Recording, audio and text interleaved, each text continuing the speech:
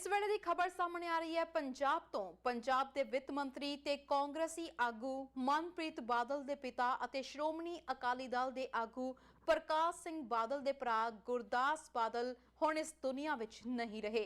दस दिए कि गुरदास बादल चंडीगढ़ के फोर्टिस हॉस्पिटल विच कई दिनों तो भर्ती सन। वो कई दिनों तो बीमार चल रहे सी। चंडीगढ़ के फोर्टिस हस्पताल विच ही उन्होंने रात के समय आखिरी साह लए। उन्हां दे नाल उस वेले उन्हां दे बेटे मनप्रीत बादल अते पूरा परिवार मौजूद सी। इस तो पहला उन्हां दी पत्नी हरमिंदर कौर दी भी कुछ हफ्ते पहला मौत हो गई सी। गुरदास बादल कई दिनों तो बीमार चल रहे सी अते चंडीगढ़ दे फोर्टिस हस्पताल विच उन्हां ने आखिरी साह लए। ओह 88 वरियां दे सन। इस वेले परिवार नाल दुख साझा करन लई पंजाब दी सियासत तो वख-वख राजनीतिक शख्सियतां मनप्रीत बादल नाल संपर्क साध रहीआं ने ते इस दुख दी कड़ी विच उन्हां नाल अफसोस जाहिर कर रहीआं ने। ब्यूरो रिपोर्ट हमदर्द न्यूज़। सत श्री अकाल जी, हमदर्द टीवी के सारे दर्शकों का बहुत बहुत स्वागत है प्रोग्राम न्यूज़ एंड व्यूज़ विच। मैं हाँ तरनजीत कौर घुम्मन। तो इस वेले की जो वड्डी खबर सामने आ रही सी असीं तुहाडे सामने पेश की है जी। प्रकाश सिंह बादल के भरा अते साबका वित्त मंत्री पंजाब मनप्रीत बादल के पिता जी सरदार गुरदास बादल जो ने हुण इस दुनिया विच नहीं रहे। 88 साल की उम्र विच अकाल चलाना कर गए। इस दे नाल ही होर बहुत सारिया खबरों ते विचार चर्चा करांगे। मेरे नाल जुड़ चुके हैं मेरे सहयोगी मरगिंद नाथ जी। बहुत बहुत स्वागत है सर तुहाडा।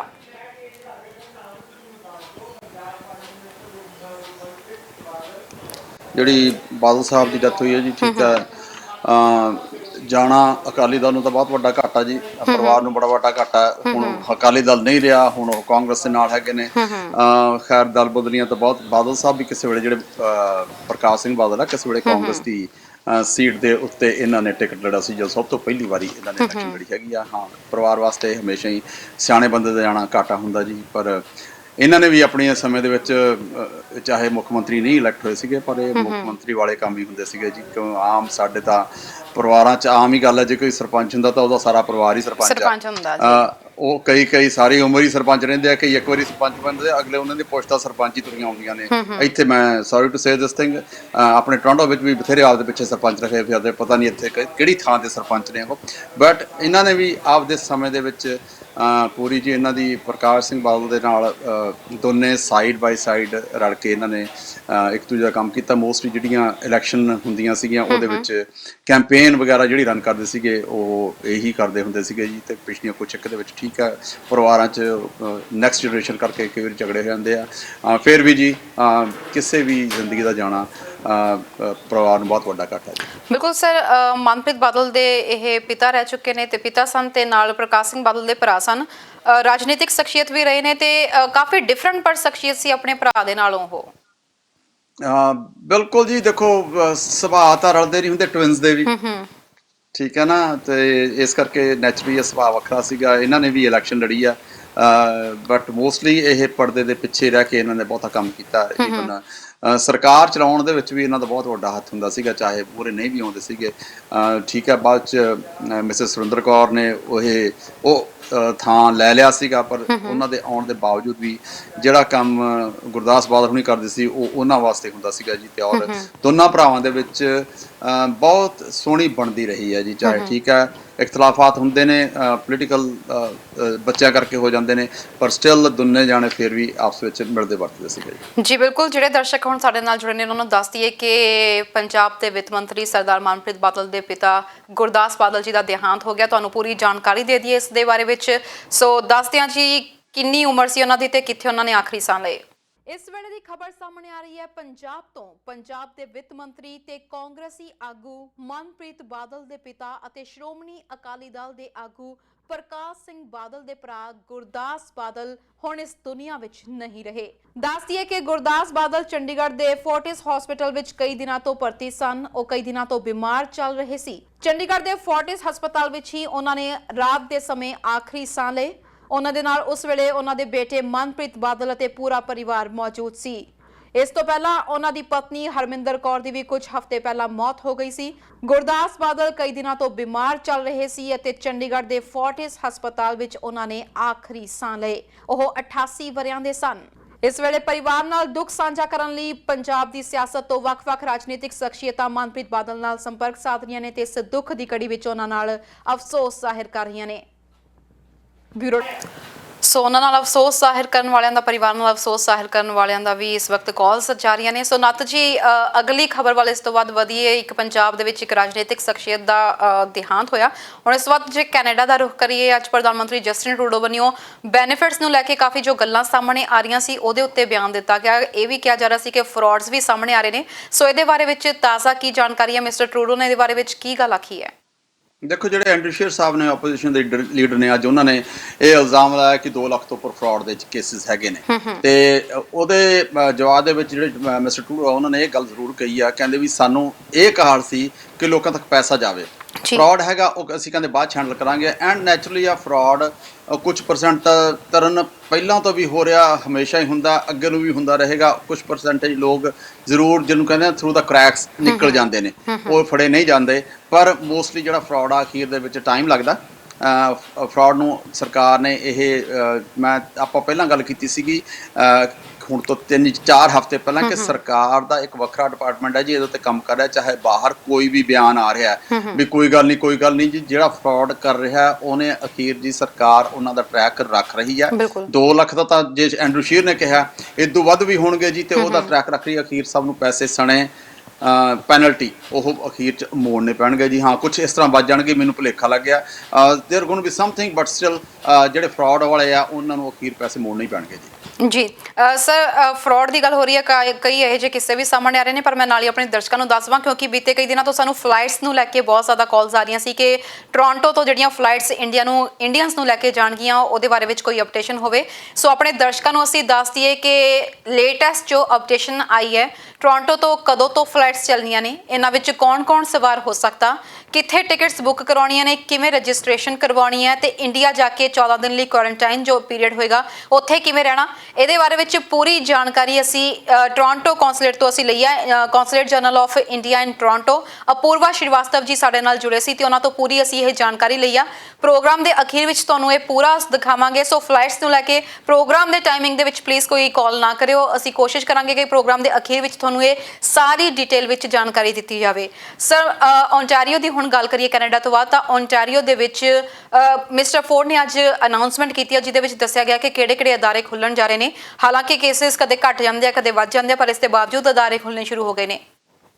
ਨਹੀਂ, ਦੇਖੋ ਗੱਲ ਇਹ ਆ ਵੀ ਰਿਗਾਰਡਲੈਸ ਕੁਛ ਵੀ ਹੈ, ਸਰਕਾਰਾਂ ਦੀ ਬਹੁਤ, ਜਿਵੇਂ ਆਪਾਂ ਗੱਲ ਕਰਨ ਲੱਗੇ, ਬਹੁਤ ਜ਼ੋਰ ਲੱਗਿਆ ਹੈ ਵੀ ਜਿੰਨਾ ਛੇਤੀ ਤੋਂ ਛੇਤੀ ਨਾਰਮਲ ਹੋਵੇ ਉਹ ਸਰਕਾਰਾਂ ਕਰਨ ਨੂੰ ਫਿਰਦੀਆਂ। ਅੱਜ ਬਹੁਤ ਲੰਬੀ ਲਿਸਟ ਆਈ ਆ, ਜਿਹੜੇ ਫੋਰਡ ਸਾਹਿਬ ਨੇ ਉਹਨਾਂ ਨੇ ਬੜੀ ਲੰਬੀ ਲਿਸਟ ਦਿੱਤੀ ਆ। ਉਹ 'ਚ ਇੱਕ ਜ਼ਰੂਰ ਮੈਂ ਕਹਿਣੀ ਚਾਹਾਂਗਾ ਕਿ ਜਿਹੜੇ ਆਮ ਆਪਣੇ ਲੋਕ ਪੁੱਛਦੇ ਸੀਗੇ, ਜਿਹੜੇ ਹੇਅਰ ਡਰੈਸਰਸ ਆ, ਉਹ ਸੌਰੀ ਜੀ ਉਹਨਾਂ ਨੂੰ ਹਜੇ ਵੀ ਇਜਾਜ਼ਤ ਨਹੀਂ ਮਿਲੀ ਆ।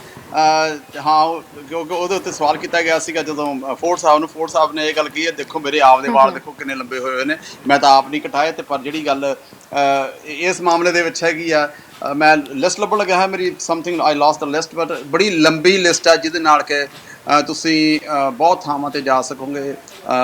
ਕਈ ਪਾਰਕਾਂ ਦੇ ਵਿੱਚ ਵੀ ਜਾ ਸਕਦੇ ਹੋ। ਸਿਰਫ ਉਹਨਾਂ ਨੇ ਕਿਹਾ ਵੀ ਜਿੱਥੇ ਵੀ ਜਾਣਾ ਹੈਗਾ ਤੁਸੀਂ ਡਿਸਟੈਂਸ ਰੱਖਣਾ। ਹਾਂ, ਉਹ ਕਹਿੰਦੇ ਜਿਹੜੇ ਡੌਗਸ ਹੈਗੇ ਆ, ਡੌਗਸ ਦੀ ਗਰੂਮਿੰਗ ਹੋ ਸਕਦੀ ਆ, ਹਜੇ ਬੰਦੇ ਦੀ ਹੈ ਨਹੀਂ ਕਿ ਜੀ। ਜਿਹੜੇ ਗੋਲਫ ਕੋਰਸਿਸ ਆ ਉਹਨਾਂ ਨੂੰ ਖੋਲ੍ਹਣ ਦਾ ਵੀ ਮਾੜਾ ਮੋਟਾ ਸਿਗਨਲ ਆ ਗਿਆ ਜੀ। ਬਹੁਤੀਆਂ ਥਾਵਾਂ ਮੇਰੇ ਖਿਆਲ ਆ ਵੀ ਖੋਲ ਦਿੱਤੀਆਂ ਗਈਆਂ ਨੇ। ਤੇ ਪਰ ਪ੍ਰੋਬਲਮ ਇਹ ਹੈ ਕਿ ਜੇ ਇਨ ਕੇਸ ਕਿ ਜਿਹੜੇ ਕੇਸਿਸ ਆ ਉਹ ਦੁਬਾਰੇ ਫੇਰ ਵੱਧ ਜਾਂਦੇ ਨੇ, ਤਾਂ ਮੈਨੂੰ ਇਹ ਜਦ ਫੋਰਡ ਸਾਹਿਬ ਨੇ ਇਹ ਗੱਲ ਕਹੀ, ਇਹਨੂੰ 2 ਤੋਂ 4 ਹਫ਼ਤੇ ਲੱਗਣਗੇ। ਇਹਨਾਂ ਹਫ਼ਤਿਆਂ ਦੇ ਵਿੱਚ ਜੇ ਹਾਲਾਤ ਬਿਲਕੁਲ ਨਾਰਮਲ ਰਹਿੰਦੇ ਹੈਗੇ ਆ ਤਾਂ ਫਿਰ ਉਹ ਇਹਦਾ ਨੈਕਸਟ ਪੜਾਅ ਜਿਹੜਾ ਉਹ ਤੇ ਖੋਲ੍ਹਿਆ ਜਾਵੇਗਾ। Otherwise they will back track, ਵਾਪਸ ਜਾਣਾ ਪਵੇਗਾ। ਇਹ ਸਾਰਾ ਸਾਡੇ ਆਪ ਦੇ ਉੱਤੇ ਡਿਪੈਂਡ ਕਰਦਾ, ਜਿਹੜੇ ਅਸੀਂ ਲੋਕ ਬਾਹਰ ਫਿਰਦੇ ਆ, ਅਸੀਂ ਕੀ ਉਹਨਾਂ ਨੂੰ ਫੋਲੋ ਕਰਦੇ ਹਾਂ ਕਿ ਨਹੀਂ ਫੋਲੋ ਕਰਦੇ। ਬੜੀ ਲੰਬੀ ਲਿਸਟ ਆਈ ਹੋਈ ਹੈ ਜੀ। ਤੁਸੀਂ ਮੈਂ ਆਪਣੀ ਵੈਬਸਾਈਟ ਤੇ ਜਾ ਕੇ ਵੀ ਦੇਖ ਸਕਦੇ ਹੋ। It's a very long list. ਬਿਲਕੁਲ ਸਰ, ਪਰ ਜਿਵੇਂ ਅਸੀਂ ਗੱਲ ਕਰ ਰਹੇ ਹਾਂ, ਅਸੀਂ ਕੱਲ ਵੀ ਗੱਲ ਕੀਤੀ ਸੀ ਕਿ ਇੱਕ ਪੋਲ ਆਇਆ ਸੀ ਕਿ ਕੈਨੇਡਾ ਦੇ ਵਿੱਚ ਲੋਕੀ ਹੁਣ ਸੋਸ਼ਲ ਡਿਸਟੈਂਸਿੰਗ ਜਿਹੜੀ ਆ ਉਹ ਖਤਮ ਕਰ ਰਹੇ ਨੇ। ਸੋਸ਼ਲ ਡਿਸਟੈਂਸਿੰਗ ਖਤਮ ਹੋਣ ਨਾਲ ਹੁਣ ਅਸੀਂ ਇਹ ਵੀ ਸੋਚ ਸਕਦੇ ਹਾਂ, ਕਿਉਂਕਿ ਹਜੇ ਵੈਕਸੀਨ ਆਈ ਨਹੀਂ ਹੈ ਤੇ ਕੇਸਿਸ ਬਹੁਤ ਜ਼ਿਆਦਾ ਵਧਣੇ ਸ਼ੁਰੂ ਹੋ ਜਾਣਗੇ। ਬੀਤੇ ਦਿਨੀ ਅਸੀਂ ਦੇਖਿਆ ਸੀ ਕਿ 300 ਦੇ ਕਰੀਬ ਕੇਸਿਸ ਸਾਹਮਣੇ ਆ ਰਹੇ ਸੀ, ਫਿਰ 377 ਤੱਕ ਪਹੁੰਚ ਗਏ, 355 ਆ ਗਏ। ਸੋ ਹਜੇ 300 ਤੋਂ ਪਾਰ ਹੀ ਕੇਸਿਸ ਆ ਰਹੇ ਨੇ। ਹਜੇ ਥੋੜੇ ਅਦਾਰੇ ਖੁੱਲ੍ਹੇ ਨੇ। ਇਸ ਤੋਂ ਬਾਅਦ ਜੇ ਪਾਰਕ ਵਗੈਰਾ ਖੁੱਲ੍ਹਣ ਲੱਗ ਗਏ ਸੋਸ਼ਲ ਡਿਸਟੈਂਸਿੰਗ ਦੀਆਂ, ਤਾਂ ਹੋਰ ਜ਼ਿਆਦਾ ਧੱਜੀਆਂ ਉੱਡਣਗੀਆਂ। ਕੇਸਿਸ ਤੁਹਾਨੂੰ ਨਹੀਂ ਲੱਗਦਾ, ਕਿਉਂਕਿ ਵੈਕਸੀਨ ਹਜੇ ਰੈਡੀ ਨਹੀਂ ਹੋਈ ਤੇ ਜੇ ਕੇਸਿਸ ਹੋਰ ਵਧਣਗੇ? ਤਰਨ ਇੱਕ ਵਾਰੀ ਇਹਦੇ ਵਿੱਚ ਜ਼ਰੂਰ ਵਾਧਾ ਹੋਏਗਾ। ਇਹ ਸਾਡੇ ਤੇ ਡਿਪੈਂਡ ਕਰਦਾ ਅਸੀਂ ਕੀ ਕੁਝ ਕਰਦੇ ਆ। ਇਹਦੇ ਨਾਲ ਦੀ ਮੈਂ ਥੋੜੀ ਜਿਹੀ ਗੱਲ ਟਰੰਪ ਸਾਹਿਬ ਦੀ ਕਰ ਦਿੰਦਾ ਕਿ ਜਿਹੜੇ ਉਹਨਾਂ ਦੇ ਸਭ ਤੋਂ ਵੱਡੇ ਮੈਡੀਕਲ ਅਫਸਰਸ ਹੈਗੇ ਨੇ, ਜਿਹੜੀਆਂ ਕਿ ਅਜਿਹੀਆਂ ਬਿਮਾਰੀਆਂ ਦੇ ਬਾਰੇ ਉਹਨਾਂ ਨੇ ਸੈਂਡ ਦੇ ਵਿੱਚ ਉਹਨਾਂ ਨੂੰ ਸੱਦਿਆ ਗਿਆ ਤੇ ਉੱਥੇ ਜਿਹੜਾ ਉਹਨਾਂ ਨੇ ਬਿਆਨ ਦਿੱਤਾ ਹੈ, ਉਹਨਾਂ ਦਾ ਬਿਆਨ ਵੀ ਇਹੀ ਹੈਗਾ। ਫੌਜੀ ਨੇ ਉਹਨਾਂ ਦਾ ਬਿਆਨ ਵੀ ਇਹੀ ਹੈਗਾ ਕਿ ਇਸ ਮਾਮਲੇ ਦੇ ਵਿੱਚ ਬਹੁਤ ਜ਼ਿਆਦਾ ਹੋ ਸਕਦਾ ਹੈ। ਓਕੇ, ਉਹ ਇਸ ਮਾਮਲੇ ਦੇ ਵਿੱਚ ਹਲੇ ਵੀ ਬਹੁਤ ਜ਼ਿਆਦਾ ਕੇਸਿਸ ਵੱਧ ਸਕਦੇ ਨੇ। ਤੇ ਉਸ ਬਿਆਨ ਨੂੰ ਲੈ ਕੇ ਟਰੰਪ ਸਾਹਿਬ ਨੂੰ ਇਹ ਗੱਲ ਚੰਗੀ ਨਹੀਂ ਲੱਗੀ। ਉਹ ਕਹਿੰਦੇ ਮੈਨੂੰ ਸਮਝ ਨਹੀਂ ਆਉਂਦੀ ਵੀ ਇਹੋ ਜਿਹਾ ਬਿਆਨ, ਯਾਨੀ ਟਰੰਪ ਸਾਹਿਬ ਮੈਡੀਕਲ ਬਾਰੇ ਫਰੈਂਕਲੀ ਨੋਜ਼ ਨਥਿੰਗ। ਮੈਂ ਇਹ ਵੀ ਕਹਿ ਦਿੰਦਾ। ਤੇ ਜਿਹੜੇ ਸਪੈਸ਼ਲਿਸਟ ਨੇ ਉਹਨਾਂ ਨੂੰ ਉਹ ਡਿਨਾਈ ਕਰ ਰਹੇ ਨੇ, which is not a right thing to do. ਪਰ ਜਿੰਨੇ ਵੀ ਸਪੈਸ਼ਲਿਸਟ ਨੇ ਹਰ ਕੋਈ ਇਹ ਕੌਸ਼ਨ ਦੇ ਰਿਹਾ ਵੀ ਚਾਂਸਸ ਇਹ ਹੈਗੇ ਆ ਵੀ ਹੋ ਸਕਦਾ ਸੈਕੰਡ ਵੇਵ ਆਵੇ। ਪ੍ਰੋਬਲਮ ਉਹੀ ਹੈ ਜਿਵੇਂ ਤੁਹਾਨੂੰ ਤੁਸੀਂ ਗੱਲ ਕਹੀ ਸੀਗੀ ਕਿ ਇਸ ਚੀਜ਼ ਦੀ ਅਜੇ ਦਵਾਈ ਨਹੀਂ ਬਣੀਆਂ। ਉਹੀ ਹਾਲਾਤ ਅੰਟਾਰੀਓ ਵਿੱਚ ਵੀ ਹੋ ਸਕਦੇ ਜੀ। ਸਰ, ਜਿਵੇਂ ਤੁਸੀਂ ਕਿਹਾ ਸੀ ਕਿ ਕਈ ਥਾਵਾਂ ਦੇ ਉੱਤੇ ਫਿਲਹਾਲ ਹਜੇ ਆਟਵਾ ਦੇ ਵਿੱਚ ਗੱਲ ਕਰੀਏ, ਸੌਰੀ ਓਨਟਾਰੀਓ ਦੀ ਗੱਲ ਕਰੀਏ, ਓਨਟਾਰੀਓ ਵਿੱਚ ਜਿਹੜੇ ਆ ਹਜੇ ਬਾਰਬਰ ਸ਼ਾਪਸ ਨਹੀਂ ਖੁੱਲਣਗੀਆਂ, ਪਰ ਕੁਝ ਪ੍ਰੋਵਿੰਸਿਸ ਨੇ ਇਸ ਦੀ ਇਜਾਜ਼ਤ ਦੇ ਦਿੱਤੀ ਹੈ ਖੋਲਣ ਦੀ, ਪਰ ਕੁਝ ਪ੍ਰੀਕਾਸ਼ਨਸ ਦੇ ਨਾਲ। ਉੱਥੇ ਮੌਂਟਰੀਅਲ ਦੀ ਗੱਲ ਕਰੀਏ, ਹਾਲਾਂਕਿ ਕਈ ਪ੍ਰੋਵਿੰਸਿਸ ਖੁੱਲ ਰਹੀਆਂ ਨੇ, ਪਰ ਮੌਂਟਰੀਅਲ ਦੇ ਵਿੱਚ ਕੁਝ ਸਕੂਲਸ ਜਿਹੜੇ ਅਜੇ ਵੀ ਬੰਦ ਰਹਿਣਗੇ। ਕਿਹੜੇ ਉਹ ਸਕੂਲ ਨੇ ਤੇ ਬੰਦ ਅਜੇ ਕਿਉਂ ਰਹਿਣਗੇ ਉਹ? ਦੇਖੋ, ਮੌਂਟਰੀਅਲ ਦੇ ਵਿੱਚ, ਕਿਉਂਕਿ ਮੌਂਟਰੀਅਲ ਸ਼ਹਿਰ ਬੜਾ ਵੱਡਾ ਜੀ। ਕੋਈ ਸਮਾਂ ਹੁੰਦਾ ਸੀ ਕੈਨੇਡਾ ਵਿੱਚ ਸਭ ਤੋਂ ਵੱਡਾ ਸ਼ਹਿਰ ਮੌਂਟਰੀਅਲ ਹੁੰਦਾ ਸੀ, ਅੱਜ ਕੱਲ੍ਹ ਟੋਰਾਂਟੋ ਹੈ। ਉੱਥੇ ਜਿਹੜੇ ਪ੍ਰਾਇਮਰੀ ਸਕੂਲਸ ਹੈਗੇ ਨੇ ਉਹ ਸਕੂਲਸ ਸਤੰਬਰ ਤੱਕ ਬੰਦ ਰਹਿਣਗੇ। ਇਟ ਮੀਨਸ ਉਹਨਾਂ ਦਾ ਸਾਲ ਖਤਮ ਹੋ ਗਿਆ। ਜਿਹੜੇ ਮੌਂਟਰੀਅਲ ਤੋਂ ਬਾਹਰ ਸਕੂਲਸ ਨੇ ਉਹ ਖੁੱਲ੍ਹੇ ਨੇ। ਉਹਨਾਂ ਦਾ ਸਕੂਲ ਦਾ ਸਾਲ ਉਵੇਂ ਪੂਰਾ ਹੋਏਗਾ। ਪਰ ਮੌਂਟਰੀਅਲ ਦੇ ਵਿੱਚ ਜਿਹੜੇ ਛੋਟੇ ਸਕੂਲ ਨੇ, ਜਿਹਨੂੰ ਆਪਾਂ ਕਹਿੰਦੇ ਆ ਉਹ ਐਲੀਮੈਂਟਰੀ ਸਕੂਲਸ ਹੈਗੇ, ਉਹ ਸਕੂਲ ਸਤੰਬਰ ਤੱਕ ਬੰਦ ਰਹਿਣਗੇ। ਪਰ ਇਹ ਉਹੀ ਗੱਲ ਹੈ, ਡਰ ਹੈ ਇਸ ਗੱਲ ਦਾ ਵੀ ਕਿਤੇ ਉਹ ਗੱਲ ਦੁਬਾਰੇ ਵੱਧ ਨਾ ਜਾਵੇ। ਖਾਸ ਕਰਕੇ ਬੱਚੇ ਵਨਰੇਬਲ ਜ਼ਿਆਦਾ ਹੁੰਦੇ ਨੇ। ਠੀਕ ਹੈ, ਬੱਚਿਆਂ ਨੂੰ ਇਹ ਬਿਮਾਰੀ ਘੱਟ ਲੱਗਦੀ ਹੈ, ਪਰ ਜਿਹਨੂੰ ਲੱਗਦੀ ਹੈ ਉਹਦਾ ਨੁਕਸਾਨ ਹੋ ਸਕਦਾ। ਚਾਹੇ ਇੱਕ ਬੱਚੇ ਦਾ ਵੀ ਨੁਕਸਾਨ ਹੋ ਜਾਏ ਬਹੁਤ ਵੱਡਾ। ਇਹ ਸਰਕਾਰਾਂ ਇੱਥੋਂ ਦੀਆਂ ਬਹੁਤ ਦੂਰ ਤੱਕ ਸੋਚਦੀਆਂ ਨੇ। ਹਰੇਕ ਜ਼ਿੰਦਗੀ ਦਾ ਇੱਥੇ ਮੁੱਲ ਹੈ, ਉਹਦੀ ਵੈਲਿਊ ਹੈਗੀ ਹੈ। ਸੋ ਇਹ ਕੋਈ ਵੀ ਜਿਹੜਾ ਸਾਡਾ ਲੀਡਰ ਹੈ ਇਸ ਗੱਲ ਨੂੰ ਆਪਦੇ ਸਿਰ 'ਤੇ ਨਹੀਂ ਲੈਣਾ ਚਾਹੁੰਦਾ ਕਿ ਕਿਸੇ ਹਿਸਾਬ ਦੇ ਕੋਈ ਜਾਨੀ ਨੁਕਸਾਨ ਹੋ ਜਾਂਦਾ ਤਾਂ ਉਹਨਾਂ ਨੂੰ ਅਖੀਰ ਬਲੇਮ ਦਿੱਤਾ ਜਾਵੇਗਾ। ਇਸੇ ਕਰਕੇ ਮੇਰੇ ਖਿਆਲ ਹੈ ਜਿਹੜਾ ਮੌਂਟਰੀਅਲ ਦੇ ਵਿੱਚ ਜਿਹੜੇ ਐਲੀਮੈਂਟਰੀ ਸਕੂਲਸ ਹੈਗੇ ਨੇ ਉਹ ਸਤੰਬਰ ਤੱਕ ਬੰਦ ਰਹਿਣਗੇ। ਸਰ, ਮਾਸਕ ਦੀ ਗੱਲ ਕਰੀਏ ਤਾਂ ਕਈ ਕਹਿੰਦੇ ਆ ਕਿ ਮਾਸਕ ਪਾਉਣ ਦੇ ਨਾਲ ਜਿਹੜੀ ਆ ਕਰੋਨਾ ਵਾਇਰਸ ਤੋਂ ਪ੍ਰੋਟੈਕਸ਼ਨ ਅਸੀਂ ਕਰ ਸਕਦੇ ਹਾਂ। ਕਈ ਕਹਿੰਦੇ ਆ ਮਾਸਕ ਪਾਉਣਾ ਜ਼ਰੂਰੀ ਨਹੀਂ ਹੈਗਾ। ਪਰ ਅਜਿਹੇ 'ਚ ਹੁਣ ਆਟਵਾ ਤੋਂ ਇੱਕ ਜਿਹੜਾ ਆ ਉਹ ਸੰਦੇਸ਼ ਜਾਰੀ ਹੋਇਆ ਕਿ ਮਾਸਕ ਪਾਉਣੇ ਜ਼ਰੂਰੀ ਨੇ, ਮਾਸਕ ਪਾਏ ਜਾਣ। ਇਹ ਪੂਰਾ ਕੀ ਉਹਨਾਂ ਨੇ ਜੋ ਡਿਕਲੇਰੇਸ਼ਨ ਨਵੀਂ ਕੀਤੀ ਹੈ ਉਹ ਕੀ ਹੈਗੀ, ਇਹਦੇ ਬਾਰੇ ਜਾਣਕਾਰੀ ਦਿਓ ਤੇ ਕੀ ਇਹਦਾ ਅਸਰ ਦੇਖਣ ਨੂੰ ਮਿਲ ਸਕਦਾ? ਇਹ ਸਿਟੀ ਆਫ ਆਟਵਾ ਦੀ ਹੈ ਜੀ। ਜੇ ਆਪਾਂ ਕਈ ਵਾਰੀ ਆਟਵਾ ਦੀ ਗੱਲ ਕਰਦੇ ਹਾਂ, ਆਪਾਂ ਨੂੰ ਲੱਗਦਾ ਜੀ ਸਾਡੀ ਸਰਕਾਰ ਫੈਡਰਲ ਗਵਰਨਮੈਂਟ ਆਟਵਾ 'ਚ ਬਹਿੰਦੀ ਹੈ ਤੇ ਅਸੀਂ ਕਹਿੰਦੇ ਆਟਵਾ ਤੋਂ ਕੀ ਸੰਦੇਸ਼ ਆਇਆ। ਇਹ ਐਕਚੁਅਲੀ ਸਿਟੀ ਆਫ ਆਟਵਾ ਦਾ ਸੰਦੇਸ਼ ਹੈ ਜੀ। ਉਹਨਾਂ ਨੇ ਆਪਦੇ ਜਿੰਨੇ ਵੀ ਲੋਕ ਹੈਗੇ ਉੱਥੇ ਰਹਿਣ ਵਾਲੇ ਸਿਟੀਜ਼ਨਸ ਨੇ, ਉਹਨਾਂ ਸਭ ਨੂੰ ਇਹ ਅਪੀਲ ਕੀਤੀ ਹੈ ਕਿ ਮਾਸਕ ਪਾ ਕੇ ਨਿਕਲੋ। ਕੋਈ ਮੈਂਡੇਟਰੀ ਨਹੀਂ ਕੀਤਾ, ਪਰ ਉਹਨਾਂ ਨੇ ਇਹ ਗੱਲ ਕਹੀ ਹੈ ਕਿ ਮਾਸਕ ਤੁਹਾਨੂੰ ਪਾਉਣੇ ਚਾਹੀਦੇ ਨੇ। ਰੀਜ਼ਨ ਬੀਇੰਗ ਇਜ਼ ਤੁਹਾਡਾ ਆਪ ਦਾ ਬਚਾਅ ਤਾਂ ਘੱਟ ਹੈਗਾ, ਤੁਸੀਂ ਦੂਸਰਿਆਂ ਦਾ ਬਚਾਅ ਕਰ ਰਹੇ ਹੋ। ਕਿਉਂਕਿ ਜੇ ਤੁਹਾਨੂੰ ਕੋਵਿਡ-19 ਦੇ ਤੁਹਾਡੇ ਉੱਤੇ ਜਰਮਸ ਹੈਗੇ ਨੇ, ਉਹ ਘੱਟੋ ਘੱਟ ਤੁਹਾਡੇ ਕੋਲ ਹੀ ਰਹਿਣਗੇ, ਕਿਸੇ ਹੋਰ ਕੋਲੇ ਨਹੀਂ ਜਾਣਗੇ। ਕਿਉਂਕਿ ਜੇ ਸਾਡਾ ਮਾਸਕ ਨਹੀਂ ਪਾਇਆ ਹੋਇਆ, ਅਸੀਂ ਸਾਹ ਲੈ ਰਹੇ ਹਾਂ, ਕਿਤੇ ਚੈੱਕ ਆਉਂਦੀ ਆ, ਕੁਛ ਆਉਂਦਾ, ਹੋ ਸਕਦਾ ਕਿਤੇ ਡੋਰ ਹੈਂਡਲ ਤੇ ਲੱਗ ਜਾਵੇ, ਕਿਸੇ ਅਸੀਂ ਸ਼ਾਪ ਜਾ ਰਹੇ ਹਾਂ ਉੱਥੇ ਕਿਸੇ ਹੋਰ ਥਾਂ ਤੇ ਲੱਗ ਜੇ। ਸੋ ਉਹਨਾਂ ਨੇ ਇਹ ਰਿਕਮੈਂਡ ਕੀਤਾ ਹੈ ਕਿ ਮਾਸਕ ਜ਼ਰੂਰ ਪਾਇਆ ਜਾਵੇ। ਐਂਡ ਫਰੈਂਕਲੀ ਮਾਸਕ ਜਿਹੜਾ ਹੈਗਾ ਤਰਨ ਜ਼ਰੂਰ ਬਚਤ ਕਰਦਾ। ਇਹ ਜੇ ਤੁਹਾਨੂੰ ਬਚਤ ਨਹੀਂ ਕਰਦਾ ਤਾਂ ਇਹ ਜ਼ਰੂਰ ਬਚਤ ਕਰਦਾ, ਕਿਸੇ ਹੋਰ ਦੀ ਬਚਤ ਹੋ ਰਹੀ ਹੈ। ਬਿਲਕੁਲ ਐਵੇਂ ਕਿਸੇ ਹੋਰ ਨੇ ਜਿਹੜਾ ਮਾਸਕ ਪਾਇਆ ਉਹ ਤੁਹਾਡੀ ਬਚਤ ਕਰ ਰਿਹਾ। ਸੋ ਮਾਸਕ ਪਾਉਣਾ ਮੇਰਾ ਖਿਆਲ ਹੈ ਜਿਹੜੀਆਂ ਸਰਕਾਰਾਂ ਇਹ ਰਿਕਮੈਂਡੇਸ਼ਨ ਦੇ ਰਹੀਆਂ ਨੇ, ਸਾਨੂੰ ਵੀ ਆਪ ਜ਼ਰੂਰ ਇਹ ਜਦੋਂ ਹੁਣ ਖਾਸ ਕਰਕੇ ਅੰਟਾਰੀਅਨਸ ਅਸੀਂ ਆਪਾਂ ਟੋਰਾਂਟੋ ਦੇ ਲੋਕ ਇੱਥੇ ਜਿੱਥੇ ਵੀ ਰਹਿੰਦੇ ਹਾਂ, ਜੇ ਅਸੀਂ ਬਾਹਰ ਜਾਂਦੇ ਸਾਨੂੰ ਕੋਸ਼ਿਸ਼ ਕਰਨੀ ਚਾਹੀਦੀ ਕਿ ਗਲਵਸ ਪਾ ਕੇ ਜਾਈਏ, ਮਾਸਕ ਪਾ ਕੇ ਜਾਈਏ ਤੇ ਕੋਸ਼ਿਸ਼ ਕਰੋ ਕਿ ਆਪਣੇ ਮੂੰਹ ਨੂੰ, ਹੁਣ ਤੱਕ ਤਾਂ ਬਹੁਤ ਵਾਰੀ ਆਪਾਂ ਕਹਿ ਹਟਿਆ, ਮੂੰਹ ਨੂੰ, ਨੱਕ ਨੂੰ, ਅੱਖ ਨੂੰ ਹੱਥ ਨਾ ਲਾਓ। ਇੱਕ ਹੋਰ ਰਿਕਮੈਂਡੇਸ਼ਨ ਹੈ ਤਰਨ, ਆਪਾਂ ਕਈ ਵਾਰੀ ਗੱਲ ਨਹੀਂ ਕੀਤੀ ਕਿ ਵਾਸ਼ਰੂਮ ਜਾਣ ਤੋਂ ਪਹਿਲਾਂ ਵੀ ਹੱਥ ਧੋਣੇ ਚਾਹੀਦੇ ਜੀ। ਇਹਦੇ ਬਾਰੇ ਗੱਲ ਕਰਾਂਗੇ। ਇੱਕ ਦਰਸ਼ਕ ਪਹਿਲਾਂ ਜੁੜ ਗਏ ਨੇ। ਹੈਲੋ, ਸਤਿ ਸ਼੍ਰੀ ਅਕਾਲ ਭੈਣ ਜੀ। ਸਤਿ ਸ਼੍ਰੀ ਅਕਾਲ ਜੀ, ਕਿੱਥੋਂ ਬੋਲ ਰਹੇ ਹੋ ਸਰ? ਭੈਣ ਜੀ ਮੈਂ ਇੱਥੋਂ ਇੰਟਰਵਿਊ ਤੋਂ ਬੋਲਦਾ ਜੀ। ਹਾਂਜੀ ਸਰ, ਦੱਸੋ ਕੀ ਕਹਿਣਾ ਚਾਹੁੰਦੇ ਹੋ? ਤੇ ਮੈਂ ਜੀ ਕੰਮ ਤੇ ਗਿਆ ਸੀ ਅੱਜ, ਉੱਥੇ ਮੈਨੂੰ ਖਾਂਸੀ ਆ ਗਈ ਤੇ ਉਹਨਾਂ ਨੇ ਮੈਨੂੰ ਵਾਪਸ ਭੇਜਤਾ ਕੰਮ ਤੋਂ ਜੀ। ਤੇ ਉਹਦੇ ਬਾਅਦ ਮੈਨੂੰ ਕੀ ਕਰਨਾ ਚਾਹੀਦਾ ਜੀ? ਸਰ ਪਹਿਲੀ ਤਾਂ ਗੱਲ ਹੈ ਬਹੁਤ ਪ੍ਰੀਕਾਸ਼ਨਸ ਦੀ ਜ਼ਰੂਰਤ ਹੈਗੀ ਆ। ਤੁਸੀਂ ਇੱਕ ਵਾਰੀ ਆਪਣੇ ਆਪ ਖਿਆਲ ਰੱਖੋ ਤੇ ਆਪਣੇ ਘਰਦਿਆਂ ਤੋਂ ਆਪਣੇ ਆਪ ਨੂੰ ਥੋੜਾ ਜਿਹਾ ਅਲੱਗ ਰੱਖਿਓ। ਬਾਕੀ ਆਪਾਂ ਨੱਥ ਜੀ ਨਾਲ ਗੱਲ ਕਰਦੇ ਹਾਂ ਕਿਹੜੀਆਂ ਪ੍ਰੀਕਾਸ਼ਨਸ ਤੁਹਾਨੂੰ ਲੈਣ ਦੀ ਲੋੜ ਹੈ ਤੇ ਕਦੋਂ ਡਾਕਟਰ ਨੂੰ ਮਿਲਣ ਦੀ ਜ਼ਰੂਰਤ ਹੈ। ਤੁਸੀਂ ਕਾਲ ਕੀਤੀ ਉਹਦੇ ਲਈ ਤੁਹਾਡਾ ਬਹੁਤ ਬਹੁਤ ਧੰਨਵਾਦ। ਨੱਥ ਜੀ, ਪ੍ਰੀਕਾਸ਼ਨਸ ਦੀ ਗੱਲ ਕਰੀਏ ਕਿਉਂਕਿ ਖਾਂਸੀ ਆ ਗਈ ਤੇ ਉਹਨਾਂ ਨੂੰ ਘਰ ਤੋਂ ਵਾਪਸ ਭੇਜ ਦਿੱਤਾ ਗਿਆ ਕੰਮ ਤੋਂ, ਇਸ ਵੇਲੇ ਕਿਹੜੀਆਂ ਹੋਰ ਪ੍ਰੀਕਾਸ਼ਨਸ ਉਹਨਾਂ ਨੂੰ ਰੱਖਣੀਆਂ ਜ਼ਰੂਰੀ ਨੇ? ਠੀਕ ਹੈ, ਮੈਨੂੰ ਇਹ ਨਹੀਂ ਪਤਾ ਇਹਨਾਂ ਦੀ ਕਾਲ ਕਿੱਥੋਂ ਆਈ ਜੀ। ਜਬਰਾਂਟਨ ਤੋਂ ਆਈ ਹੈ? ਇਟੋਬੀਕੋ ਹਾਂਜੀ।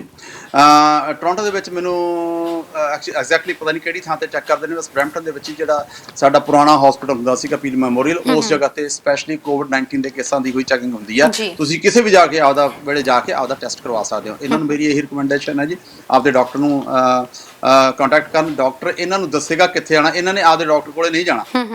ਜੇ ਇਹਨਾਂ ਨੂੰ ਕੋਵਿਡ-19 ਦੀ ਸ਼ਿਕਾਇਤ ਹੈਗੀ ਹੈ ਜਾਂ ਲੱਗਦਾ ਹੈਗਾ ਇਹਨਾਂ ਦੇ ਕੰਮ ਤੇ, ਜੇ ਇਹਨਾਂ ਨੂੰ ਵਾਪਸ ਭੇਜੇਗਾ ਤਾਂ ਹੋ ਸਕਦਾ ਉੱਥੋਂ ਦੇ ਕੰਮ ਵਾਲਿਆਂ ਨੂੰ ਜ਼ਰੂਰ ਕੋਈ ਨਾ ਕੋਈ ਸਿੰਪਟਮਸ ਪਤਾ ਹੋਣਗੇ, ਉਸ ਸਿੰਪਟਮਸ ਦੇ ਮੁਤਾਬਕ ਹੀ ਇਹਨਾਂ ਨੂੰ ਵਾਪਸ ਭੇਜਿਆ ਗਿਆ। ਸੋ ਜਿੱਥੇ ਕੋਵਿਡ-19 ਦੇ ਟੈਸਟ ਹੁੰਦੇ ਆ ਦੇ ਸ਼ੁਡ ਗੋ ਦੇਅਰ। ਅੱਜ ਕੱਲ੍ਹ ਬਹੁਤ ਕਿਤੇ ਟਾਈਮ ਨਹੀਂ ਜੀ ਲੱਗਦਾ। ਜਿਹੜਾ ਵੀ ਇਹਨਾਂ ਦੇ ਨੇੜੇ ਦਾ ਕੋਵਿਡ-19 go on the online check ਕਰ ਲਓ ਕੋਵਿਡ-19 ਸੈਂਟਰ ਕਿਹੜੀ ਜਗ੍ਹਾ ਤੇ ਹੈ, ਜਿੱਥੇ ਇਹਨਾਂ ਦਾ ਟੈਸਟ ਹੋਏਗਾ ਉੱਥੇ ਜਾ ਕੇ ਪਲੀਜ਼ ਟੈਸਟ ਕਰਵਾ ਕੇ ਆਓ। ਮੈਂ ਗੱਲ ਕਰਨ ਲੱਗਿਆ ਸੀ ਕਿ ਜਿਹੜੇ ਵਾਸ਼ਰੂਮ ਜਾਣਾ ਉਦੋਂ ਪਹਿਲਾਂ ਵੀ ਹੱਥ ਧੋਣੇ ਚਾਹੀਦੇ ਆ। ਰੀਜ਼ਨ ਕਿਵੇਂ? ਜਿਹੜੀ ਵੀ ਆਪਣੇ ਸਰੀਰ ਦੀ ਕੋਈ ਵੀ ਓਪਨਿੰਗ ਆ ਉੱਥੋਂ ਇਹ ਜਰਮ ਚਲਾ ਜਾਂਦਾ, ਦੈਟ ਇਜ਼ ਦਾ ਰੀਜ਼ਨ। ਸੋ ਇਸ ਕਰਕੇ ਆਪਾਂ ਨੱਕ, ਮੂੰਹ, ਅੱਖ, ਕੰਨ, ਜਿੰਨੀ ਵੀ ਅਦਰ ਓਪਨਿੰਗਸ ਹੈਗੀਆਂ ਨੇ ਉਹਦੇ ਤੋਂ ਇਹ ਜਰਮਸ ਤੁਹਾਨੂੰ ਕੋਵਿਡ-19 ਦਾ ਜਾ ਸਕਦਾ। ਸੋ ਇਸੇ ਕਰਕੇ ਰਿਕਮੈਂਡੇਸ਼ਨ ਇਹ ਵੀ ਹੈਗੀ ਆ, before you go to washroom you wash your hands properly, then you go washroom and wash your hands afterwards. ਉਹਦਾ ਜਿਹੜਾ ਨਾਰਮਲੀ ਆਪਾਂ ਕਰਨਾ ਹੁੰਦਾ ਉਹ ਤਾਂ ਹੈਗਾ ਜੀ। ਬਿਲਕੁਲ। ਤੇ ਅਗਲੀ ਖਬਰ ਤੇ ਪਹੁੰਚਣ ਤੋਂ ਪਹਿਲਾਂ ਮੈਂ ਆਪਣੇ ਦਰਸ਼ਕਾਂ ਨੂੰ ਦੱਸ ਦਵਾਂ ਕਿ ਪ੍ਰੋਗਰਾਮ ਦੇ ਅਖੀਰ ਵਿੱਚ ਅਸੀਂ ਲਾਈਵ ਇੰਟਰਵਿਊ ਕਰਾਂਗੇ Indian consulate general of from Toronto Apurva Shrivastava ਜੀ ਨਾਲ, ਤੇ ਉਹਨਾਂ ਤੋਂ ਫਲਾਈਟਸ ਦੇ ਬਾਰੇ ਵਿੱਚ ਜਾਣਕਾਰੀ ਲਵਾਂਗੇ। ਸੋ ਉਹਨਾਂ ਸਮਿਆਂ ਦੇ ਦੌਰਾਨ ਜਿਸ ਸਮੇਂ ਅਸੀਂ ਲਾਈਵ ਉਹਨਾਂ ਦੇ ਨਾਲ ਇੰਟਰਵਿਊ ਕਰ ਰਹੇ ਹੋਵਾਂਗੇ ਤਾਂ ਤੁਹਾਡੀਆਂ ਕਾਲਸ ਉਸ ਸਮੇਂ ਅਸੀਂ ਅਟੈਂਡ ਨਹੀਂ ਕਰ ਪਾਵਾਂਗੇ। ਫਲਾਈਟਸ ਦੇ ਬਾਰੇ ਵਿੱਚ ਉਹਨਾਂ ਨੇ ਕੈਨੇਡਾ ਤੋਂ ਕਿੰਨੇ ਵਜੇ ਫਲਾਈਟਸ ਤੁਰਨੀਆਂ ਨੇ, ਕਦੋਂ ਤੁਰਨੀਆਂ ਨੇ, ਸਾਰੀ ਜਾਣਕਾਰੀ ਜਿਹੜੀ ਉਹਨਾਂ ਤੋਂ ਲਵਾਂਗੇ ਤੇ ਕੌਣ ਕਿਵੇਂ ਬੁੱਕ ਕਰਵਾ ਸਕਦਾ, ਕਿਹਨੂੰ ਪ੍ਰਾਇੋਰਟੀ ਮਿਲਦੀ ਆ, ਇਹ ਵੀ ਉਹਨਾਂ ਤੋਂ ਜਾਣਾਂਗੇ। ਹੈਲੋ, ਸਤਿ ਸ਼੍ਰੀ ਅਕਾਲ ਜੀ। ਸਤਿ ਸ਼੍ਰੀ ਅਕਾਲ ਜੀ, ਕਿੱਥੋਂ ਬੋਲ ਰਹੇ ਹੋ ਸਰ? ਮੌਂਟਰੀਅਲ ਬੋਲਦੇ ਹਾਂ ਜੀ। ਹਾਂਜੀ ਸਰ, ਦੱਸੋ ਕੀ ਕਹਿਣਾ ਚਾਹੁੰਦੇ ਹੋ? ਦੇਖੋ ਜੀ, ਮੌਂਟਰੀਅਲ ਕੋਲਡ ਫੈਕਟਰੀ ਜੈਸੇ ਲਸਾਲ ਮੁਝੇ ढूंढना है। ਸਰ ਤੁਹਾਡੀ ਆਵਾਜ਼ ਬਹੁਤ ਕੱਟ ਕੇ ਆ ਰਹੀ ਹੈ, ਥੋੜਾ ਜਿਹਾ ਦੁਬਾਰਾ ਆਪਣਾ ਕੁਐਸਚਨ ਰਿਪੀਟ ਕਰੋਗੇ? ਮੌਂਟਰੀਅਲ ਤੋਂ ਬੋਲ ਰਿਹਾ ਮੈਂ। ਤੇ ਇੱਥੇ ਪੈਂਟਕੋਟ ਦੀ ਫੈਕਟਰੀ ਹੈਗੀ ਆ ਜੀ। ਤੋਂ ਜਨਾਨੀਆਂ ਨੂੰ ਕਹਿ ਰਹੇ ਵੀ ਜਿਸ ਕੰਮ ਦੇ ਨਾਲ ਤੁਹਾਨੂੰ ਕੰਮ ਕਰਨਾ ਪਏਗਾ। ਉਹ ਕਿਹਨੇ ਸ਼ੂਗਰ ਹੈਗੀ ਹੈ, ਕਿਹਨੇ ਕੁਛ ਹੈਗਾ ਹੈ, ਤਾਂ ਬੰਦਾ ਕੀ ਕਰੇਗਾ ਦੱਸੋ ਮੈਨੂੰ ਜੀ। ਕੰਮ ਤੇ ਤੁਸੀਂ ਕਹਿ ਰਹੇ ਹੋ ਕਿ ਕੰਮ ਵਾਲੇ ਜ਼ਬਰਦਸਤੀ ਬੁਲਾਉਣਾ ਚਾਹੁੰਦੇ ਨੇ, ਪਰ ਜਿਹੜੇ ਆਲਰੇਡੀ ਇਸ ਵੇਲੇ ਹਾਈ ਰਿਸਕ ਤੇ ਹੈਗੇ ਨੇ ਉਹ ਨਹੀਂ ਜਾਣਾ ਚਾਹੁੰਦੇ। ਹਾਂਜੀ ਜੀ ਵੀ ਉਹ ਕੀ ਕਰ ਸਕਦੇ ਨੇ ਇਸ ਮੌਕੇ ਤੇ? ਬਿਲਕੁਲ ਜੀ, ਤੁਸੀਂ ਟੀਵੀ ਸਕਰੀਨ ਤੇ ਆਨਸਰ ਸੁਣ ਸਕਦੇ ਹੋ। ਸਰ ਕਾਲ ਕੀਤੀ ਹੈ ਉਹਦੇ ਲਈ ਬਹੁਤ ਬਹੁਤ ਧੰਨਵਾਦ, ਖਿਆਲ ਰੱਖੋ ਆਪਣਾ। ਜੀ ਨੱਥ ਜੀ, ਇਸ ਵੇਲੇ ਉਹੀ ਗੱਲ ਹੈ ਕਿ ਅਸੀਂ ਅੱਗੇ ਵੀ ਇੱਕ ਦੋ ਵਾਰੀ ਇਸ ਗੱਲ ਦਾ ਜ਼ਿਕਰ ਕੀਤਾ ਹੈ। ਬਿਲਕੁਲ ਹਾਂ, ਮੈਂ ਵਾਰੀ ਰਿਪੀਟ ਕਰਨਾ ਕੋਈ ਬਹੁਤ ਠੀਕ ਵੀ ਨਹੀਂ ਲੱਗਦਾ। ਮੈਂ ਇੱਕ ਵਾਰੀ ਦੱਸ ਦਿੰਦਾ ਜੀ, ਜਿਹੜਾ ਮੌਂਟਰੀਅਲ ਆ ਉੱਥੇ ਦਾ ਬਿਕਾਜ਼ ਕੁਬੈਕ ਆ ਉਹਦਾ ਕਾਨੂੰਨ ਵੱਖਰਾ, ਪਰ ਸਾਰੇ ਕੈਨੇਡਾ ਦਾ ਕਾਨੂੰਨ ਤਕਰੀਬਨ ਇੱਕ ਹੀ ਹੈ। ਜਿੱਥੇ ਵੀ ਲੇਬਰ, ਇਹਨਾਂ ਦਾ ਲੇਬਰ ਬੋਰਡ ਜਿਹੜੀ ਵੀ ਕੋਈ ਚੀਜ਼ ਹੈਗੀ ਆ, ਇਹ ਉਹਨਾਂ ਨੂੰ ਉਸ ਥਾਂ ਦੀ ਸ਼ਿਕਾਇਤ ਕਰ ਸਕਦੇ ਨੇ ਅਨੋਨੀਮਸਲੀ। ਸ਼ਿਕਾਇਤ ਉਹਨਾਂ ਦੀ ਉਹ ਆ ਕੇ ਪਤਾ ਕਰਨਗੇ। ਵੈਸੇ ਇਸ ਕੰਟਰੀ ਦੇ ਵਿੱਚ ਲੇਬਰ ਲਾਜ਼ ਇੰਨੇ ਲੇਬਰ ਦੇ ਹੱਕ ਵਿੱਚ ਹੈਗੇ ਨੇ ਕਿ ਕੋਈ ਕਿਸੇ ਤੋਂ ਜ਼ਬਰਦਸਤੀ ਕੰਮ ਨਹੀਂ ਕਰਵਾ ਸਕਦਾ।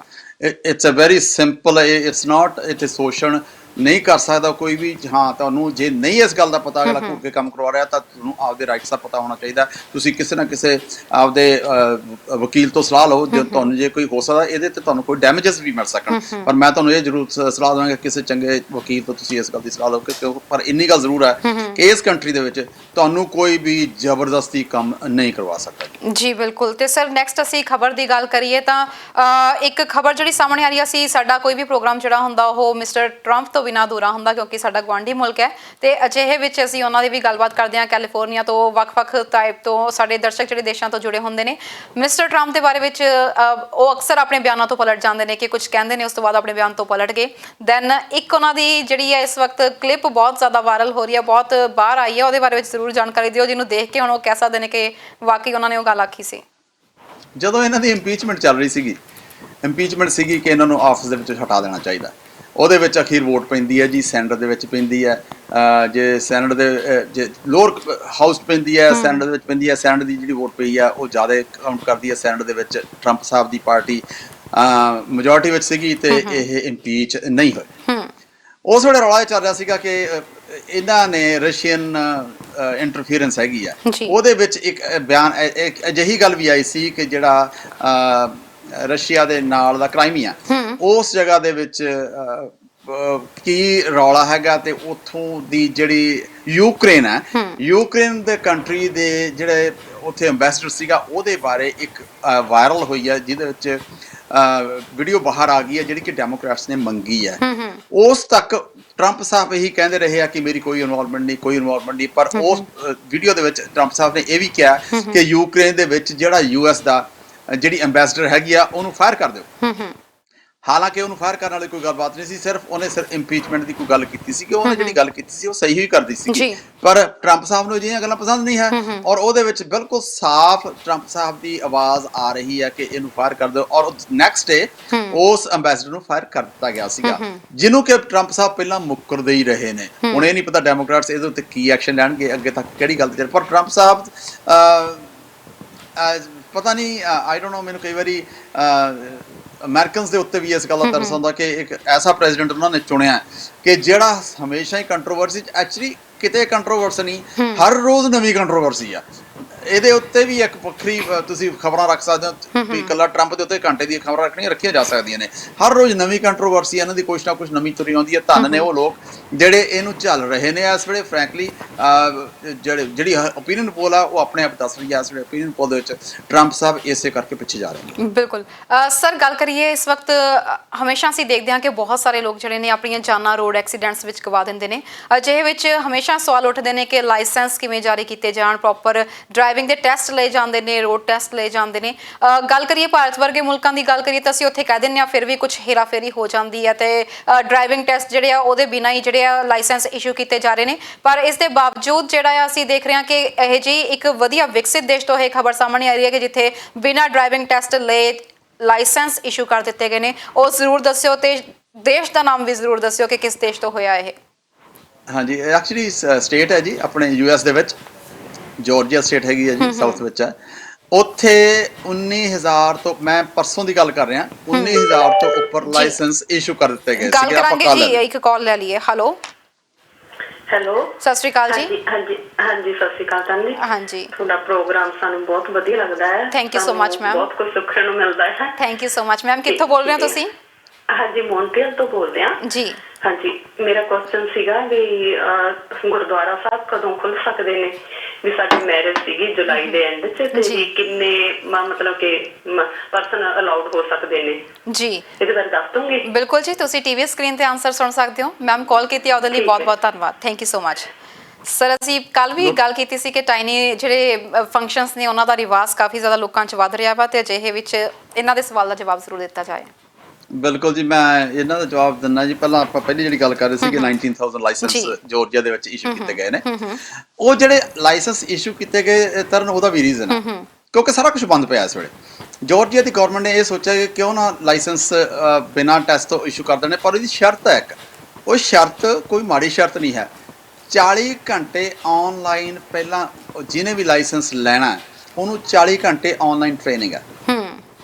40 ਘੰਟੇ ਆਨਲਾਈਨ ਟ੍ਰੇਨਿੰਗ ਲੈ ਕੇ ਉਸ ਤੋਂ ਬਾਅਦ ਉਹ ਲਾਇਸੈਂਸ ਵਾਸਤੇ ਅਪਲਾਈ ਕਰ ਸਕਦਾ, ਉਸ ਤੋਂ ਪਹਿਲਾਂ ਨਹੀਂ ਕਰ ਸਕਦਾ।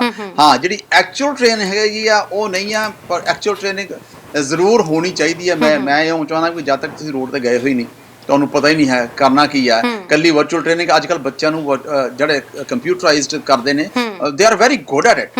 ਬੱਚੇ ਇੰਨਾ ਸੋਹਣਾ ਕੰਪਿਊਟਰ ਨੂੰ ਯੂਜ਼ ਕਰਦੇ ਆ ਜਿਹੜੇ ਕਿ ਆਮ ਸਿਆਣਾ ਬੰਦਾ ਅੱਜ ਕੱਲ੍ਹ ਉਸ ਹਿਸਾਬ ਦੇ ਵਿੱਚ ਨਹੀਂ ਕਰ ਸਕਦਾ ਜਿਹਦੀ ਸਪੀਡ ਨਾਲ ਉਹ ਕਰਦੇ ਨੇ। ਪਰ ਜਿਹੜੀ ਵਰਚੁਅਲ ਕਰਨੀ ਹੈ ਤੇ ਐਕਚੁਅਲ ਕਰਨੀ ਹੈ, ਉਹ ਟ੍ਰੇਨਿੰਗ ਹੋਣੀ ਚਾਹੀਦੀ ਹੈ, ਬਹੁਤ ਜ਼ਰੂਰੀ ਹੈ। ਪਰ 19,000 ਕੁਛ ਲਾਇਸੈਂਸ ਪਰਸੋਂ ਤੱਕ ਇਸ਼ੂ ਕਰ ਦਿੱਤੇ ਗਏ ਨੇ, ਔਰ ਹਜੇ ਵੀ ਹੋ ਰਹੇ ਨੇ। ਉੱਥੋਂ ਜਿਹੜੇ ਵੀ ਬੱਚੇ ਨੇ ਉਹ ਜਿਨ੍ਹਾਂ ਦੀ ਉਸ ਵੇਲੇ ਦੀ ਉਮਰ ਹੋ ਜਾਂਦੀ ਆ, ਉਹ ਆਲਰੇਡੀ ਅਪਲਾਈ ਕਰ ਰਹੇ ਨੇ, 40 ਘੰਟੇ ਦਾ ਆਪਦਾ ਕਰ ਰਹੇ ਨੇ ਤੇ ਲਾਇਸੈਂਸ ਮਿਲ ਰਿਹਾ। ਜਿਹੜੀ ਗੁਰੂ ਸਾਹਿਬ ਗੁਰਦੁਆਰਿਆਂ ਵਾਲੀ ਗੱਲ ਕੀਤੀ ਹੈ ਨੇ, ਬਿਲਕੁਲ ਇਹਨਾਂ ਨੇ ਜਿਹੜੀ ਗੱਲ ਕੀਤੀ ਆ ਉਹ ਹਜੇ ਨਹੀਂ ਜੀ, ਸਰਕਾਰ ਇਸ ਗੱਲ ਨੂੰ ਅਲਾਓ ਨਹੀਂ ਕਰ ਰਹੀ। ਪਰ ਇੱਕ ਜਗ੍ਹਾ ਤੇ ਤਰਨ ਅਲਾਓ ਹੋਇਆ ਹੋਇਆ, ਉਹ ਆਪਣੇ ਕਿਸੇ ਵੀ ਹੋਰ ਗੁਰੂ ਘਰਾਂ ਦੇ ਵਿੱਚ ਨਹੀਂ ਹੈ, ਕੋਈ ਮੰਦਿਰ ਨਹੀਂ ਹੈ, ਕੋਈ ਮਸਜਿਦ ਨਹੀਂ ਹੈ। ਜਿਹੜੀ ਸਾਡੀ ਇੱਥੋਂ ਦੀ ਨੇਟਿਵ ਇੰਡੀਅਨ ਕਮਿਊਨਿਟੀ ਹੈਗੀ ਆ, ਅੱਜ ਜਿਹੜੇ ਨੇਟਿਵ ਇੰਡੀਅਨ ਕਮਿਊਨਿਟੀਜ਼ ਦੇ ਮਿਨਿਸਟਰ ਨੇ ਉਹਨਾਂ ਨੂੰ ਸਵਾਲ ਕੀਤਾ ਗਿਆ ਸੀ ਕਿਉਂਕਿ RCMP ਨੇ ਇਤਰਾਜ਼ ਕੀਤਾ ਸੀ। ਜਿਹੜੀਆਂ ਕਮਿਊਨਿਟੀਜ਼ ਨੇ ਉੱਥੇ ਜਿਹੜੀ ਰਾਇਲ ਕੈਨੇਡੀਅਨ ਮਾਊਂਟਡ ਪੁਲਿਸ ਹੋਈ ਜਾਂਦੀ ਆ, ਉਹਨਾਂ ਦੀ ਜੂਰਿਸਡਿਕਸ਼ਨ ਦੇ ਅੰਦਰ ਆਉਂਦੀਆਂ ਨੇ। ਬਹੁਤੀਆਂ ਥਾਵਾਂ ਐਸੀਆਂ ਨੇ ਕਈ ਲੋਕਲ ਪੁਲਿਸ ਵੀ ਹੈਗੀ ਨੇ, ਪਰ ਮੋਸਟਲੀ RCMP ਕੰਟਰੋਲ ਕਰਦੀ ਹੈ। RCMP ਨੇ ਇੱਕ ਸ਼ਿਕਾਇਤ ਕੀਤੀ ਸੀ ਕਿ ਜਿਹੜੀ ਨੇਟਿਵ ਕਮਿਊਨਿਟੀ ਹੈਗੀ ਆ ਉਹ ਹਜੇ ਵੀ ਆਪਣੀਆਂ ਜਿਹੜੀਆਂ ਸੈਰੇਮਨੀਜ਼ ਨੇ, ਜਿਹੜੀਆਂ ਰਿਲੀਜੀਅਸ ਸੈਰੇਮਨੀਜ਼ ਨੇ, ਉਹ ਕਰ ਰਹੇ ਨੇ। ਇੱਕ ਜਗ੍ਹਾ ਤੇ ਸ਼ਿਕਾਇਤ ਆਈ ਸੀ ਕਿ 35 ਤੋਂ ਵੱਧ ਬੰਦੇ ਇਕੱਠੇ ਸੀਗੇ। ਹੋਰ ਥਾਵਾਂ ਤੇ ਵੀ ਉਹਨਾਂ ਦਾ ਇਵੇਂ ਇਕੱਠ ਹੋ ਰਿਹਾ, ਪਰ ਕਈ ਵਾਰੀ ਐਸੀ ਗੱਲ ਹੁੰਦੀ ਹੈ ਕਿ it's in English it's a political hot potato. ਇਹ ਐਸੀ ਚੀਜ਼ ਹੈ, ਇਹਨੂੰ ਕੋਈ ਵੀ ਹੱਥ ਨਹੀਂ ਲਾਉਣਾ ਚਾਹੁੰਦਾ। ਤੁਸੀਂ ਇਹ ਵੀ ਦੇਖ ਲਿਓ, ਇਹ ਸਰਕਾਰ ਨੇ ਤਾਂ ਇਹ ਬਿਆਨ ਦਿੱਤਾ, ਇਹਦੇ ਅਗੇਂਸਟ ਆਪੋਜੀਸ਼ਨ ਦਾ ਬਿਆਨ ਬਿਲਕੁਲ ਨਹੀਂ ਆਉਣਾ, ਕਿਉਂਕਿ ਕੋਈ ਇਹ ਨਹੀਂ ਚਾਹੁੰਦਾ ਕਿ ਸਾਡੀ ਪਾਰਟੀ ਦੇ ਅਗੇਂਸਟ ਇਹ ਚੀਜ਼ ਅਖੀਰ ਵਰਤੀ ਜਾਵੇ। ਸੋ ਸਰਕਾਰ ਨੇ ਇਹ ਗੱਲ ਕਹੀ ਹੈ ਵੀ ਜੇ ਨੇਟਿਵ ਨੂੰ ਅਸੀਂ ਉਹਨਾਂ ਨੂੰ ਤੰਗ ਨਹੀਂ ਕਰਨਾ ਚਾਹੁੰਦੇ, ਉਹਨਾਂ ਦੇ ਆਪ ਦੀਆਂ ਸੈਰੇਮਨੀਜ਼ ਨੇ, ਉਹ ਉਹਨਾਂ ਨੂੰ ਮਨਾ ਸਕਦੇ ਹੈ। ਉਹਨਾਂ ਦੇ ਜਿਹੜੇ ਐਲਡਰਸ ਹੈਗੇ ਨੇ, ਜਿਵੇਂ ਉਹ ਫੈਸਲਾ ਕਰਦੇ ਆ ਉਹਨਾਂ ਵਾਸਤੇ ਠੀਕ ਆ, ਪਰ ਜਿਹੜੇ ਗੁਰੂ ਘਰ ਹੈ, ਮੰਦਿਰ ਹੈ, ਮਸਜਿਦ ਨੇ, ਚਰਚਿਸ ਨੇ, ਉਹ ਅਜੇ ਅਲਾਉਡ ਨਹੀਂ ਹੈ ਜੀ ਖੁੱਲ੍ਹਣ ਵਾਸਤੇ। ਜਿਹੜੇ ਵਿਆਹ ਸ਼ਾਦੀਆਂ ਜੀ ਸਾਰੀਆਂ ਹੋਲਡ ਤੇ ਨੇ ਜੀ, ਤੇ ਇਹ ਮੈਨੂੰ ਨਹੀਂ ਲੱਗਦਾ ਕਿ ਇਸ ਸਮਰ ਦੇ ਵਿੱਚ ਜਿਹੜੀ ਸੋਸ਼ਲ ਡਿਸਟੈਂਸਿੰਗ ਨੂੰ ਮੁੱਖ ਰੱਖਦੇ ਹੋਏ ਸ਼ਾਇਦ ਕੋਈ ਇਹ ਚੀਜ਼ਾਂ ਅਲਾਉ ਕੀਤੀਆਂ ਜਾਣਗੀਆਂ। ਜਿਹੜੇ ਵਿਆਹ ਸ਼ਾਦੀਆਂ ਦੀ ਗੱਲਾਂ ਨੇ ਜੀ, ਲੋਕ ਤਾਂ ਹੁਣ ਪੋਸਟਪੋਨ ਕਰਨ ਲੱਗ ਪਏ ਨੇ। ਜਿੰਨਾ ਛੇਤੀ ਪੋਸਟਪੋਨ ਕਰੋਗੇ ਤੁਹਾਨੂੰ ਅਗਲੇ ਸਾਲ ਦੀ ਡੇਟ ਮਿਲ ਜਾਣੀ ਹੈ, ਕਿਉਂਕਿ ਅਗਲੇ ਸਾਲ ਦੀਆਂ ਡੇਟਾਂ ਆਲਰੇਡੀ ਬੁੱਕ ਹੋ ਰਹੀਆਂ ਨੇ। ਬਿਲਕੁਲ ਜੀ, ਤੇ ਉਮੀਦ ਕਰਦੇ ਹਾਂ ਸ਼ਾਇਦ ਸਮਰ ਤੋਂ ਬਾਅਦ ਕੁਝ ਹਾਲਾਤ ਜਿਹੜੇ ਆ ਠੀਕ ਹੋਣੇ ਸ਼ੁਰੂ ਹੋ ਜਾਣ। ਆਪਣੇ ਦਰਸ਼ਕਾਂ ਨੂੰ ਇੱਕ ਵਾਰ ਮੈਂ ਫਿਰ ਤੋਂ ਜਾਣਕਾਰੀ ਦੇ ਦੇਵਾਂ ਕਿ consulate general of India from Toronto Apurva Shrivastava ਨੂੰ ਅਸੀਂ ਪ੍ਰੋਗਰਾਮ ਦੇ ਅਖੀਰ ਵਿੱਚ ਆਪਣੇ ਨਾਲ ਜੋੜਾਂਗੇ, ਤੇ ਜੋ ਫਲਾਈਟਸ ਇਸ ਵੇਲੇ ਕੈਨੇਡਾ ਤੋਂ ਭਾਰਤ ਨੂੰ ਜਾਣਗੀਆਂ ਉਹਦੇ ਬਾਰੇ ਵਿੱਚ ਜਾਣਕਾਰੀ ਦੇਵਾਂਗੇ। ਕਿੱਥੇ ਫਲਾਈਟਸ ਬੁੱਕ ਕਰ ਸਕਦੇ ਹੋ, ਕਿਵੇਂ ਕਰ ਸਕਦੇ ਹੋ, ਕੌਣ ਇਹਨਾਂ ਫਲਾਈਟਸ 'ਤੇ ਜਾ ਸਕਦਾ ਹੈ, ਤੇ ਉੱਥੇ ਜਾ ਕੇ ਕੁਆਰੰਟੀਨ ਦਾ ਪੀਰੀਅਡ ਕਿੰਨਾ ਕੁ ਹੋਏਗਾ। ਸੋ ਇਹ ਸਾਰਾ ਕੁਝ ਤੁਹਾਨੂੰ ਦੱਸਾਂਗੇ, ਉਹਨਾਂ ਨਾਲ ਅਸੀਂ ਗੱਲਬਾਤ ਕਰਾਂਗੇ। ਲਾਈਵ ਪ੍ਰੋਗਰਾਮ ਵਿੱਚ ਸਾਡੇ ਨਾਲ ਜੁੜੇ ਰਹੋ। ਪ੍ਰੋਗਰਾਮ ਦੇ ਅਖੀਰ ਵਿੱਚ ਉਹਨਾਂ ਨਾਲ ਸਾਰੀਆਂ ਗੱਲਾਂ ਬਾਤਾਂ ਕਰਾਂਗੇ। ਸਰ, ਇਸ ਤੋਂ ਬਾਅਦ ਗੱਲ ਕਰੀਏ ਸਕਾਰਬਰੋ ਗੁਰੂ ਘਰ ਦੀ, ਕਿਉਂਕਿ ਹੁਣ ਗੁਰੂ ਘਰ ਦੀਆਂ ਗੱਲਾਂ ਹੋ ਰਹੀਆਂ ਨੇ, ਤੇ ਸਕਾਰਬਰੋ ਗੁਰੂ ਘਰ ਵੱਲੋਂ ਇੱਕ ਹੋਰ ਉਪਰਾਲਾ ਕੀਤਾ ਗਿਆ, ਤੇ ਅਸੀਂ ਹਮੇਸ਼ਾ ਹੀ ਦੇਖਦੇ ਹਾਂ ਕਿ ਸਿੱਖ ਕੌਮ ਅੱਗੇ ਆ ਕੇ ਵੱਧ ਚੜ ਕੇ ਹਮੇਸ਼ਾ ਹਾਲਾਤਾਂ ਵਿੱਚ ਸਾਥ ਦਿੰਦੀ ਹੈ, ਤੇ ਇਸ ਵਾਰ ਫਿਰ ਸਾਥ ਦਿੱਤਾ। ਦੇਖੋ, ਮੈਂ ਲੰਗਰਾਂ ਦੇ ਬਹੁਤਾ ਅਗੇਂਸਟ ਨਹੀਂ ਹਾਂ, ਪਰ ਜੋ ਕੁਛ ਅਸੀਂ ਕਰਨੇ ਆ ਠੀਕ ਹੈ, ਚੰਗੀ ਗੱਲ ਆ। ਲੰਗਰ ਲਾਉਣੇ ਚਾਹੀਦੇ ਆ, ਲੰਗਰ ਵਰਤਾਉਣੇ ਚਾਹੀਦੇ ਆ, ਪਰ ਕਈ ਲੰਗਰਾਂ ਦੀ ਗੱਲ ਐਸੀ ਹੋ ਜਾਂਦੀ ਹੈ ਕਿ ਰੱਜੇ ਹੋਏ ਨੂੰ ਅਸੀਂ ਦੁਬਾਰਾ ਬਿਲਕੁਲ ਕਈਆਂ ਨੂੰ ਇੰਨੀ ਜ਼ਰੂਰਤ ਵੀ ਨਹੀਂ। ਗੁਰੂ ਘਰਾਂ ਦੇ ਵਿੱਚ ਖਾਸ ਕਰਕੇ ਜਦੋਂ ਨੋਰਮਲ ਟਾਈਮ ਹੈ, ਮੈਂ ਉਹਦੀ ਗੱਲ ਜ਼ਰੂਰ ਕਰਾਂਗਾ। ਸਕਾਰਬਰੋ ਗੁਰੂ ਘਰ ਦੀ ਗੱਲ ਬਾਅਦ 'ਚ ਕਰਦਾ ਜੀ। ਸਾਡੇ ਪ੍ਰੋਗਰਾਮ ਜਿੱਥੇ ਵੀ ਇੱਥੇ ਹੁੰਦੇ ਨੇ, ਕਈ ਨੂੰ ਮੇਰੀ ਗੱਲਾਂ ਚੰਗੀਆਂ ਲੱਗਦੀਆਂ, ਸੌਰੀ। ਗੁਰੂ ਘਰ ਜੀ ਸਾਨੂੰ ਸਦਾ ਹੁੰਦਾ, ਅਸੀਂ ਜਾਂਦੇ ਹਾਂ ਜੀ 12 ਵਜੇ ਤੋਂ ਅੱਧਾ ਘੰਟਾ ਪਹਿਲਾਂ ਮਸਾਂ ਜਾਂਦੇ। ਪਹਿਲਾਂ ਤਾਂ ਮਿਠਾਈ ਦੀ ਪਲੇਟ ਭਰਨੀ ਹੈ, ਸਮੋਸੇ ਖਾਣੇ ਆ, ਰੱਜ ਕੇ ਪਕੌੜੇ ਤਾਜ਼ੇ ਨਿਕਲਦੇ, ਉਹ ਖਾ ਕੇ ਰੱਜ ਕੇ 12:15 ਨੂੰ ਸਮਾਪਤੀ ਹੋ ਜਾਂਦੀ ਆ। ਆ ਕੇ ਅਸੀਂ 2 ਪ੍ਰਸ਼ਾਦੇ ਹੋਰ ਚੱਕ ਲੈਂਦੇ ਆ ਜੀ। ਰੱਜੇ ਹੋਇਆਂ ਨੂੰ ਰਜਾਉਣ ਲੱਗੇ ਹੋਏ ਆ ਅਸੀਂ, ਐਡੀ ਕੋਈ ਲੋੜ ਹੁੰਦੀ ਨਹੀਂ ਹੈਗੀ ਆ। ਜਿਹੜਾ ਗੁਰੂ ਘਰ ਸਕਾਰਬਰੋ ਨੇ ਗੱਲ ਕੀਤੀ ਜੀ, ਬਹੁਤ ਵਧੀਆ ਗੱਲ ਕੀਤੀ ਹੈ। ਉਹਨਾਂ ਨੇ $75,000 ਜਿਹੜੇ ਫੇਸ ਮਾਸਕ ਵਗੈਰਾ ਅਜਿਹੀਆਂ ਚੀਜ਼ਾਂ ਦੇ ਇਕਵਿਪਮੈਂਟ ਵਾਸਤੇ ਉਹਨਾਂ ਨੇ ਦਾਨ ਕੀਤੇ ਆ। ਬਹੁਤ ਵਧੀਆ ਗੱਲ ਆ। ਮੈਂ ਬਾਕੀ ਜਿਹੜੇ ਆਪਣੇ ਧਾਰਮਿਕ ਸੰਸਥਾਵਾਂ ਹਨ ਉਹਨਾਂ ਨੂੰ ਵੀ ਇਹ ਅਪੀਲ ਕਰਾਂਗਾ ਕਿ ਤੁਸੀਂ ਜੇ ਕਰਨਾ ਹੈਗਾ ਤਾਂ ਅਜਿਹਾ ਕੁਛ ਕਰੋ। ਠੀਕ ਹੈ, ਲੰਗਰ ਦੀ ਉਨੀ ਕੀ ਰੱਖੋ ਜਿੰਨੀ ਕੁ ਜ਼ਰੂਰਤ ਹੈਗੀ ਆ। ਹਰੇਕ ਨੂੰ ਉਨੀ ਲੋੜ ਨਹੀਂ ਹੈਗੀ ਜਿੰਨੇ ਲੋਕ ਉੱਥੋਂ ਲੈ ਕੇ ਜਾਂਦੇ ਨੇ। ਬਿਲਕੁਲ। ਇੱਕ ਦਰਸ਼ਕ ਪਹਿਲਾਂ ਸਾਡੇ ਨਾਲ ਜੁੜ ਗਏ ਨੇ। ਹੈਲੋ, ਹਾਂਜੀ, ਸਤਿ ਸ਼੍ਰੀ ਅਕਾਲ। ਸਤਿ ਸ਼੍ਰੀ ਅਕਾਲ ਜੀ, ਕਿੱਥੋਂ ਬੋਲ ਰਹੇ ਹੋ ਸਰ? ਮੈਂ ਮੌਂਟਰੀਅਲ ਤੋਂ ਬੋਲ ਰਿਹਾ। ਹਾਂਜੀ ਸਰ, ਦੱਸੋ ਕੀ ਕਹਿਣਾ ਚਾਹੁੰਦੇ ਹੋ? ਜਿਹੜੇ ਪਰਮਾਨੈਂਟ ਵੀਜ਼ੇ ਮਿਲੇ ਆ ਮੈਚ ਹੋ ਗਏ, ਉਹ ਆ ਸਕਦੇ ਆ ਜਾਂ ਇੰਡੀਆ ਬੱਚੇ? ਸਰ, ਹਜੇ ਕੁਝ ਸਮੇਂ ਲਈ ਵੀਜ਼ਾਸ ਬੰਦ ਕੀਤੇ ਹੋਏ ਨੇ। ਵਧੇਰੇ ਜਾਣਕਾਰੀ ਤੁਸੀਂ ਉਸ ਟਾਈਮ ਲਿਓ ਜਦੋਂ ਅਸੀਂ ਇਮੀਗ੍ਰੇਸ਼ਨ ਦਾ ਪ੍ਰੋਗਰਾਮ ਕਰਾਂਗੇ 3 ਤੋਂ ਲੈ ਕੇ 4 ਵਜੇ ਤੱਕ, ਸੋਮਵਾਰ ਤੋਂ ਲੈ ਕੇ ਸ਼ੁੱਕਰਵਾਰ ਤੱਕ। ਸੋ 3 ਤੋਂ 4 ਵਜੇ ਪ੍ਰੋਗਰਾਮ ਦੇ ਵਿੱਚ ਕਾਲ ਕਰ ਸਕਦੇ ਹੋ। ਇਮੀਗ੍ਰੇਸ਼ਨ ਵੀਜ਼ਾ ਮਿਲਿਆ ਹਿਮਾਚਲ। ਫਲਾਈਟਸ ਦੀ ਤੁਸੀਂ ਗੱਲ ਕਰਦੇ ਹੋ, ਤੁਸੀਂ ਫਲਾਈਟਸ ਦੀ ਗੱਲ ਕਰਦੇ ਹੋ ਕਿ ਫਲਾਈਟਸ ਲੈ ਕੇ ਉਹ ਆ ਸਕਦੇ ਆ ਕਿ ਨਹੀਂ ਆ ਸਕਦੇ? ਤੁਸੀਂ ਟੀਵੀ ਸਕਰੀਨ ਤੇ ਆਨਸਰ ਸੁਣ ਸਕਦੇ ਹੋ ਸਰ। ਜੀ ਨਾਥ ਜੀ, ਪਹਿਲਾਂ ਤਾਂ ਤੁਹਾਡੇ ਬਿਆਨ ਦੀ ਮੈਂ ਗੱਲ ਕਰਦਾ। ਤੁਸੀਂ ਕਈ ਵਾਰੀ ਵਿਵਾਦਿਤ ਬਿਆਨ ਦੇ ਦਿੰਦੇ ਹੋ, ਫਿਰ ਤੁਸੀਂ ਕਹਿੰਦੇ ਹੋ ਪਾਰਡਨ ਮਾਈ ਲੈਂਗੁਏਜ। ਨਹੀਂ, ਕਈ ਵਾਰੀ ਸਮਟਾਈਮਸ ਤੇ ਕਈ ਟੌਪਿਕਸ ਤੇ ਯੂ ਆਰ ਸੋ ਪੈਸ਼ਨੇਟ ਕਿ ਅਜਿਹੀਆਂ ਗੱਲਾਂ ਕਹੀਆਂ ਜਾਂਦੀਆਂ ਨੇ, ਕਿਉਂਕਿ ਮੈਂ ਜਿਹੜੀ ਗੱਲ ਕਰਨਾ ਹੋ ਸਕਦਾ ਮੇਰੇ ਨਾਲ ਹਰ ਕੋਈ ਰਾਜੀ ਹੋਣਾ ਜ਼ਰੂਰੀ ਨਹੀਂ ਹੈ।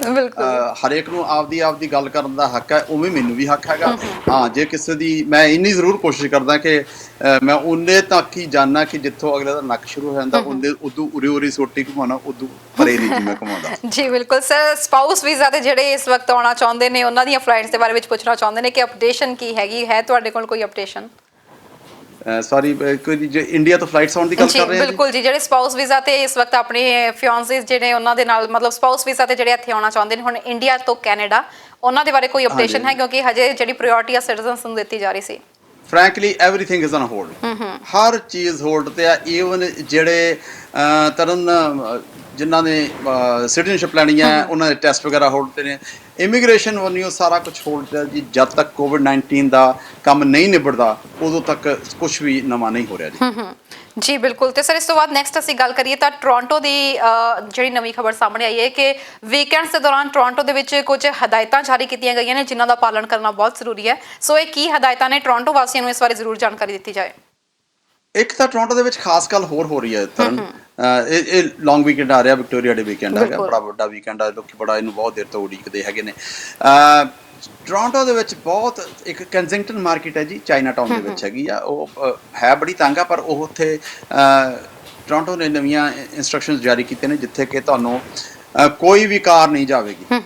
ਹਰ ਵੀਕਐਂਡ ਇਵੇਂ ਹੋਇਆ ਕਰੇਗਾ, ਉਸ ਏਰੀਆ ਦੇ ਵਿੱਚ ਕਾਰ ਨਹੀਂ ਜਾਏਗੀ। ਸਾਈਕਲਿਸਟ ਤੇ ਜਿਹੜੇ ਪੈਡੈਸਟਰੀਅਨਸ ਆ ਉਹ ਜਾਣਗੇ। ਇਕੱਲਾ ਉਹੀ ਏਰੀਆ ਨਹੀਂ ਹੈਗਾ ਜੀ, ਟੋਰਾਂਟੋ ਤੇ ਕੁਝ ਹੋਰ ਹੀ ਹੈ। ਬੇਬੀ ਐਂਡ ਬੂਰ ਦਾ ਏਰੀਆ ਹੈਗਾ। ਉਹ ਈਵਨ ਜਿਹੜੀ ਲੇਕ ਸ਼ੋਰ ਰੋਡ ਵੈਸਟ ਆ, ਜਿਹੜੇ ਲੋਕ ਜਾਣਦੇ ਨੇ, ਲੇਕ ਸ਼ੋਰ ਰੋਡ ਦਾ ਵੈਸਟ ਦਾ 6 ਕਿਲੋਮੀਟਰ ਦਾ ਏਰੀਆ ਜਿਹੜੀ ਕਿ ਸਟੇਡੀਅਮ ਰੋਡ ਜਿਹੜੀ ਜਸਟ ਵੈਸਟ ਆਫ ਬੈਥਰਸ ਰੋਡ ਆ, ਉਹ ਤੋਂ ਲੈ ਕੇ ਵਿੰਡਰਬੀਅਰ ਤੱਕ ਉਹ ਰੋਡ ਵੀ ਬੰਦ ਕੀਤੀ ਜਾਇਆ ਕਰੇਗੀ। ਸੋ ਇਸ ਕਰਕੇ ਪਰ ਕੰਡੀਸ਼ਨ ਇਹੀ ਹੈ, ਤੁਸੀਂ ਉੱਥੇ ਸੋਸ਼ਲ ਡਿਸਟੈਂਸਿੰਗ ਰੱਖਣੀ ਹੈ। ਤੁਸੀਂ ਇਹ ਨਹੀਂ ਹੈ ਵੀ ਉੱਥੇ 400 ਬੰਦਾ ਇਕੱਠਾ ਇੱਕ ਜਗ੍ਹਾ ਤੇ ਹੋ ਗਿਆ। ਸੋਸ਼ਲ ਡਿਸਟੈਂਸਿੰਗ ਜ਼ਰੂਰ ਰੱਖਣੀ ਹੋਈ ਪਵੇਗੀ, ਪਰ ਇਹ ਐਸੇ ਏਰੀਏ ਨੇ ਜਿੱਥੇ ਕਿ ਤੁਹਾਨੂੰ ਸਾਈਕਲਿਸਟ ਤੇ ਜਿਹੜੇ ਪੈਦਲ ਹੈ ਉਹਨਾਂ ਵਾਸਤੇ ਇਹ ਥਾਂ ਬਣਾਇਆ ਗਿਆ। ਸੈਕੰਡਲੀ ਹੋਰ ਵੀ ਅਪੀਲਾਂ ਆ ਰਹੀਆਂ ਨੇ ਕਿ ਥਾਵਾਂ ਨੂੰ ਅਜਿਹੀਆਂ ਨੂੰ ਬਣਾਇਆ ਜਾਵੇ। ਆਪਾਂ ਪਹਿਲਾਂ ਕਾਲ ਲਾਈ ਜੀ ਬਿਲਕੁਲ। ਹੈਲੋ ਸਤਿ ਸ਼੍ਰੀ ਅਕਾਲ ਜੀ।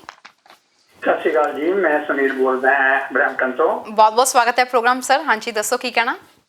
ਮੈਂ ਇਹ ਪੁੱਛ ਰਿਹਾ ਜੀ ਕਿ ਅੱਜ ਕੱਲ੍ਹ ਚਾਰੋਂ ਪਾਸੇ ਪੈਂਡੇਮਿਕ ਦਾ ਜਿਹੜਾ ਚੱਲ ਰਿਹਾ ਹੈ ਔਰ ਇਸ ਦੇ ਰੋਕ ਵਾਸਤੇ ਸਾਰੇ ਕੰਟਰੀਜ਼ ਆਪਣੇ ਰਿਸਰਚ ਕਰ ਰਹੇ ਇਹਦੇ ਬਾਰੇ ਚ, ਵੈਕਸੀਨ ਦੇ ਬਾਰੇ। ਤੁਹਾਡਾ ਕੀ ਆਈਡੀਆ ਹੈ ਸਾਹਿਬ ਕਿ ਜੀ ਇਹ ਵੈਕਸੀਨ ਜਿਹੜੀ ਹੈ 2020 ਤੱਕ ਆ ਜਾਏਗੀ? ਔਰ ਕੀ ਤੁਹਾਨੂੰ ਲੱਗਦਾ ਕਿ ਚਾਈਨਾ ਨੇ ਇਹਦਾ ਕੁਝ ਬਣਾਇਆ ਹੋਇਆ ਹੈ ਲੇਕਿਨ ਉਹ ਲੀਕ ਨਹੀਂ ਕਰ ਰਿਹਾ ਜਾਂ ਡਿਸਕਲੋਜ਼ ਨਹੀਂ ਕਰ ਰਿਹਾ? ਤੁਹਾਡੇ ਕਹਿਣ ਦਾ ਮਤਲਬ ਕਿ ਚਾਈਨਾ ਵਿੱਚ ਵੈਕਸੀਨ ਬਣ ਚੁੱਕੀ ਹੈ ਪਰ ਹਜੇ ਉਹ ਦੱਸ ਨਹੀਂ ਰਹੇ। ਵੈਕਸੀਨ ਦੇ ਟਰਾਈ ਕਰ ਰਹੇ ਆ, ਰਿਸਰਚ ਕਰ ਰਹੇ ਆ, ਕਾਫੀ ਹੱਦ ਤੱਕ ਉਹਨਾਂ ਨੂੰ ਕਾਮਯਾਬੀ ਮਿਲ ਰਹੀ ਹੈ ਕਿਉਂਕਿ ਉਹਨਾਂ ਦੇ ਕੇਸ ਬਹੁਤ ਘੱਟ ਹੋਈ ਜਾ ਰਹੇ ਆ ਜੀ। ਲੇਕਿਨ ਇਹ ਬਾਕੀ ਜਿਹੜੇ ਮੁਲਕ ਰਿਸਰਚ ਕਰ ਰਹੇ ਆ ਇਹ ਮਤਲਬ ਪਿੱਛੇ ਤੱਕ 2020 ਤੱਕ ਉਮੀਦ ਹੈ ਜੀ? ਕੋਈ ਉਮੀਦ ਤਾਂ ਹੋਣੀ ਚਾਹੀਦੀ ਨਾ। ਬਿਲਕੁਲ ਜੀ ਸਰ, ਤੁਸੀਂ ਬਹੁਤ ਹੀ ਵੱਖਰਾ ਸਵਾਲ ਕੀਤਾ ਤੇ ਮੈਂ ਬਹੁਤ ਤੁਹਾਡਾ ਧੰਨਵਾਦ ਕਰਦੀ ਹਾਂ ਕਿ ਤੁਸੀਂ ਬਹੁਤ ਟੌਪਿਕ ਨਾਲ ਰੈਲੇਵੈਂਟ ਸਵਾਲ ਕੀਤਾ ਹੈ। Thank you so much. ਤੁਸੀਂ ਟੀਵੀ ਸਕਰੀਨ ਤੇ ਆਨਸਰ ਸੁਣ ਸਕਦੇ ਹੋ ਜੀ। ਨਾਮ ਜੀ ਇਹਨਾਂ ਦੇ ਸਵਾਲ ਜਿਹੜਾ ਹਾਂਜੀ sorry I was talking on top of you sorry. ਨਹੀਂ ਸਰ, ਮੈਂ ਤੁਹਾਡੀ ਇਹੀ ਗੱਲ ਕਰਨ ਲੱਗੀ ਸੀ ਕਿ ਇਹਨਾਂ ਦੇ ਸਵਾਲ ਦਾ ਪਹਿਲਾਂ ਜਵਾਬ ਦੇਣਾ ਜਾਂ ਤੁਹਾਡਾ ਗੱਲ ਕੰਪਲੀਟ ਕਰੀਏ। It's a very good question. 2020 ਜਿਹੜਾ ਵੀ ਕੋਈ ਵੀ ਵੈਕਸੀਨ ਨਵਾਂ ਤਿਆਰ ਹੁੰਦਾ ਉਹਦੀ ਟਰਮ ਐਕਚੁਅਲੀ 2 ਸਾਲ ਹੈ। ਮੰਨ ਲਓ ਅੱਜ ਜੇ ਬਿਮਾਰੀ ਦਾ ਪੂਰੀ ਦਾ ਪਤਾ ਨਹੀਂ ਲੱਗਿਆ ਹੋਇਆ ਪਰ ਉਹਦਾ ਜੇ ਵੈਕਸੀਨ ਕੋਈ ਤਿਆਰ ਕਰ ਰਿਹਾ ਤਾਂ ਉਹਨੂੰ ਟੋਟਲ ਟਾਈਮ ਐਟਲੀਸਟ 2 ਸਾਲ ਲੱਗਦੇ ਨੇ। ਸ਼ੁਰੂ ਤੋਂ ਲੈ ਕੇ ਜਿਹੜੀਆਂ ਟ੍ਰਾਇਲਸ ਕਰਨੀਆਂ ਨੇ, ਵਾਧਾ ਘਾਟਾ ਕਰਨਾ, ਦਵਾਈਆਂ ਦੇ ਵਿੱਚ ਸਾਲਟਸ ਵਧਾਉਣੇ ਘਟਾਉਣੇ ਆ, ਕੈਮੀਕਲਸ ਵਧਾਉਣੇ ਘਟਾਉਣੇ ਆ, ਐਟਲੀਸਟ 2 ਇਅਰਸ ਲੱਗਦੇ ਆ। ਜਿਹੜਾ ਕਰੋਨਾ ਦਾ ਹੈਗਾ ਵੈਕਸੀਨ, ਇਹ ਸਾਰੀ ਦੁਨੀਆ ਦੀ ਰੇਸ ਲੱਗੀ ਹੋਈ ਹੈ। ਹਰ ਕੰਟਰੀ ਇਸ ਮਾਮਲੇ ਦੇ ਵਿੱਚ ਅੱਗੇ ਵਧਣ ਦੀ ਕੋਸ਼ਿਸ਼ ਕਰ ਰਿਹਾ। ਤੁਸੀਂ ਵਕਾਰ ਦਾ ਸਵਾਲ ਬਣ ਗਿਆ। ਵਕਾਰ ਵੀ ਹੈ ਤਰਨ। ਬਿਜ਼ਨਸ ਪੁਆਇੰਟ ਆਫ ਜੇ ਤੁਸੀਂ ਦੇਖੋਗੇ ਤਾਂ ਇਹ ਨਿਰਾ ਸੋਨਾ। ਜਿਹਨੇ ਪਹਿਲਾਂ ਵੈਕਸੀਨ ਬਣਾ ਲਿਆ ਉਹਦੀ ਚਾਂਦੀ ਹੈ। ਉਹਦੇ ਵਾਸਤੇ ਚਾਂਦੀ ਨਹੀਂ, ਉਹ ਤਾਂ ਸੋਨਾ ਹੀ ਸੋਨਾ ਹੈ। ਇੰਨਾ ਉਹਨੂੰ ਪ੍ਰੋਫਿਟ ਹੋਣਾ। ਜਿਹੜੀ ਵੀ ਫਰਮ ਨੇ ਬਣਾ ਲਿਆ, ਜਿਹੜੀ ਫਰਮ ਕੋਲੇ ਇਹਦੇ ਰਾਈਟਸ ਚਲੇ ਗਏ, ਉਹ ਫਰਮ ਤੁਸੀਂ ਇਮੇਜਿਨ ਕਰੋ ਅਗਲੇ 10 ਸਾਲ ਮੌਜ ਕਰੇਗੀ ਕਿਉਂਕਿ ਜਿਹੜੇ ਰਾਈਟਸ ਹੁੰਦੇ ਨੇ ਜਿਹੜੀਆਂ ਵੀ ਦਵਾਈਆਂ ਨੇ ਮੋਸਟਲੀ ਉਹ ਪੈਟੈਂਟਡ ਨੇ। ਪੈਟੈਂਟ ਦਵਾਈਆਂ ਦਾ 10 ਸਾਲ ਤੱਕ ਹੁੰਦਾ। ਉਹ 10 ਸਾਲ ਆਪਦੀ ਮਰਜ਼ੀ ਦੀ ਪ੍ਰਾਈਸ ਲਾਉਂਦੀਆਂ ਨੇ। ਉਹਦਾ ਪ੍ਰਾਈਸ ਲਾਉਣ ਦਾ ਵੀ ਇੱਕ ਇਹੀ ਕਾਰਨ ਹੈ ਕਿਉਂਕਿ ਉਹਨਾਂ ਨੇ ਜਿਹੜੀ ਖੋਜ ਕੀਤੀ ਹੈ ਉਹ ਤੇ ਖਰਚਾ ਬਹੁਤ ਜ਼ਿਆਦਾ ਹੋਇਆ। ਉਹਨਾਂ ਨੇ ਪੈਸੇ ਉਦੋਂ ਪੂਰੇ ਕਰ ਰਹੇ। 10 ਸਾਲਾਂ ਬਾਅਦ ਉਹ ਦਵਾਈ ਦਾ ਸਾਲਟ ਹੈ ਜਿਹੜਾ ਉਹ ਆਮ ਦੂਸਰੀਆਂ ਮੈਨੂਫੈਕਚਰਿੰਗ ਨੂੰ ਵਾਸਤੇ ਦੇ ਦਿੱਤਾ ਜਾਂਦਾ ਤੇ ਉਹ ਵੀ ਬਣਾ ਸਕਦੇ ਨੇ। ਇਹਦੇ ਵਾਸਤੇ ਬਹੁਤ ਵੱਡੀ ਰੇਸ ਲੱਗੀ ਹੋਈ ਹੈ। ਇਹ ਹੋ ਸਕਦਾ ਆਪਾਂ ਕੁਝ ਦਿਨ ਪਹਿਲਾਂ ਗੱਲ ਕੀਤੀ ਸੀ, ਮੈਂ ਸ਼ਾਇਦ ਕੱਲ ਵੀ ਕੀਤੀ, ਅੱਜ ਮੈਂ ਦੁਬਾਰਾ ਫੇਰ ਗੱਲ ਕਰਦਾ। ਇਹ ਕੋਈ ਜ਼ਰੂਰੀ ਨਹੀਂ ਇਹਦਾ ਵੈਕਸੀਨ ਬਣੇ ਜੀ। ਇਹ ਵੀ ਹੋ ਸਕਦਾ ਇਹਦਾ ਵੈਕਸੀਨ ਨਾ ਹੀ ਬਣੇ, ਇਹਦੀ ਦਵਾਈ ਤਿਆਰ ਨਾ ਹੀ ਹੋਵੇ। So we have to learn how to live with COVID-19 just the way we are living with AIDS. AIDS ਨੂੰ 30 ਸਾਲ 35 ਸਾਲ 40 ਸਾਲ ਹੋ ਗਏ ਨੇ ਉਹਦੇ ਬਾਰੇ ਪਤਾ ਲੱਗੇ ਨੂੰ। ਉਹਦੇ ਨਾਲ ਲੱਖਾਂ ਮੌਤਾਂ ਹੋ ਚੁੱਕੀਆਂ ਨੇ। ਅਜੇ ਤੱਕ ਏਡਸ ਦਾ ਵੈਕਸੀਨ ਨਹੀਂ, ਇਹ ਸਭ ਤੋਂ ਵੱਡੀ ਐਗਜ਼ਾਮਪਲ ਇਹ ਹੈ ਜੀ, ਅਜੇ ਤੱਕ ਏਡਸ ਦਾ ਵੈਕਸੀਨ ਨਹੀਂ ਤਿਆਰ ਹੋਇਆ। ਐਵੇਂ ਹੋ ਸਕਦਾ ਕੋਵਿਡ-19 ਦਾ ਬਣਾ ਹੋਵੇ। ਸੋ ਸਾਨੂੰ ਇਸ ਗੱਲ ਦੀ ਤਿਆਰੀ ਜ਼ਰੂਰ ਰੱਖਣੀ ਚਾਹੀਦੀ ਹੈ ਕਿ ਕੋਵਿਡ-19 ਦੇ ਹੁੰਦੇ ਹੋਏ ਅਸੀਂ ਰਹਿਣਾ ਕਿਵੇਂ ਆ, ਅਸੀਂ ਜ਼ਿੰਦਗੀ ਜਿਉਣੀ ਕਿਵੇਂ ਆ। ਅਸੀਂ ਉਹ ਤਾਂ ਹੈ ਨਹੀਂ ਕਿ ਸਾਰੇ ਹਮੇਸ਼ਾ ਬੰਦ ਹੋ ਕੇ ਰਹਿ ਸਕਾਂਗੇ। ਚਾਂਸਸ ਆਰ ਕਿ ਇਹਦੀ ਦਵਾਈ ਆ ਜਾਏਗੀ। ਕੁਝ ਹੋਰ ਦਵਾਈਆਂ ਅਸਰ ਕਰ ਰਹੀਆਂ ਨੇ, ਉਹ ਥੋੜਾ ਕਰ ਰਹੀਆਂ ਨੇ, ਜਿਵੇਂ ਹਾਈਡਰੋਕਲੋਰੋਕੁਇਨ ਸੀਗੀ ਜਿਹੜੀ, ਸ਼ਾਇਦ ਉਹਦਾ ਕੁਝ ਅਸਰ ਹੈਗਾ, ਪਰ ਉਹ ਪੂਰੀ ਕੰਮ ਨਹੀਂ ਕਰ ਰਹੀ। ਗਰਮ ਪਾਣੀ ਬਿਲਕੁਲ ਕੰਮ ਨਹੀਂ ਜੀ ਕਰਦਾ, ਸ਼ਰਾਬ ਬਿਲਕੁਲ ਨਹੀਂ ਜੀ ਕੰਮ ਕਰਦੀ। ਜੇ ਤੁਸੀਂ ਕਹਿੰਦੇ ਜੀ ਅਲਕੋਹਲ, ਸੈਨੀਟਾਈਜ਼ਰ ਅਲਕੋਹਲ ਵਾਲਾ ਹੈਗਾ ਤੇ ਅਲਕੋਹਲ ਪੀਣ ਵਾਲੇ ਮਰ ਜਾਣਗੇ, ਨਹੀਂ ਜੀ ਨਹੀਂ, ਅਲਕੋਹਲ ਬਿਲਕੁਲ ਵੀ ਇਹਦੀ ਖਤਮ ਨਹੀਂ ਕਰਦੀ। ਇਹ ਵਹਿਮ ਆਪਦੇ ਵਿੱਚੋਂ ਕੱਢ ਦਿਓ ਜੀ। 30% ਜਿਹੜੀਆਂ WhatsApp ਦੇ ਉੱਤੇ, ਸੋਸ਼ਲ ਮੀਡੀਆ ਦੇ ਉੱਤੇ ਜਿੰਨੀਆਂ ਦਵਾਈਆਂ ਚੱਲ ਰਹੀਆਂ, ਉਹ 'ਚੋਂ ਐਟਲੀਸਟ 30%, ਜਿੱਥੇ ਆਮ ਟਾਕਿੰਗ ਅਬਾਊਟ ਸਟੈਟਿਕਸ, ਮੈਂ ਆਪਦੇ ਕੋਲੋਂ ਨਹੀਂ ਛੱਡ ਰਿਹਾ ਜੀ, ਐਟਲੀਸਟ 30% ਜਿਹੜੇ ਉੱਥੇ ਫਾਰਮੂਲੇ ਨੇ ਜੀ, ਉਹ ਬਿਲਕੁਲ ਗਾਰਬੇਜ ਨੇ, ਉਹ ਬਿਲਕੁਲ ਕੰਮ ਨਹੀਂ ਕਰਦੇ। ਜੇ ਬਾਕੀ ਵੀ ਕੁਝ ਕੰਮ ਕਰਦੇ ਹੁੰਦੇ ਤਾਂ ਅਗਲੇ ਨੂੰ ਸੋਨਾ ਬਣਾਉਣਾ ਸੀਗਾ। ਪਲੀਜ਼ ਉਹਨਾਂ ਗੱਲਾਂ ਨੂੰ ਨਾ ਮੰਨਿਆ ਕਰੋ। ਇਸ ਮਾਮਲੇ ਦੇ ਵਿੱਚ ਪਲੀਜ਼ ਡਾਕਟਰਾਂ ਨੂੰ ਮੰਨੋ। ਡਾਕਟਰ ਜਿਹੜੀ ਤੁਹਾਨੂੰ ਸਲਾਹ ਦਿੰਦੇ ਆ, ਇਸ ਵੇਲੇ ਡਾਕਟਰਾਂ ਨੂੰ ਮੰਨੋ, ਕਿਉਂਕਿ ਧਾਰਮਿਕ ਸਥਾਨ ਸਾਰੇ ਬੰਦ ਪਏ ਆ। Sorry to say this thing, ਹਰ ਕਿਸਮ ਦਾ ਧਾਰਮਿਕ ਸਥਾਨ ਬੰਦ ਪਿਆ।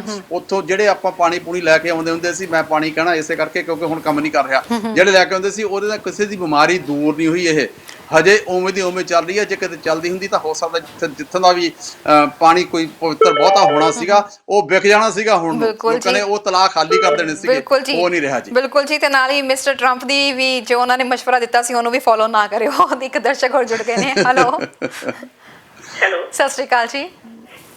ਹਾਂਜੀ ਸਤਿ ਸ਼੍ਰੀ ਅਕਾਲ। ਹਾਂਜੀ, ਕਿੱਥੋਂ ਬੋਲ ਰਹੇ ਹੋ ਜੀ? ਸੀਗਾ ਆਪਣੇ ਬਿਊਟੀ ਸੈਲੂਨ ਕਦੋਂ ਖੁੱਲਣੇ ਆ, ਇਹਦਾ ਕੁਝ ਹੈਗਾ? ਅਸੀਂ ਪ੍ਰੋਗਰਾਮ ਦੇ ਸਟਾਰਟਿੰਗ 'ਚ ਜੀ ਇਸ ਗੱਲ ਦਾ ਜ਼ਿਕਰ ਕਰਕੇ ਹਟਿਆ ਕਿ ਬਾਰਬਰ ਸ਼ਾਪਸ ਐਂਡ ਸੈਲੂਨਸ ਕਦੋਂ ਤੱਕ ਖੁੱਲਣੇ ਆ।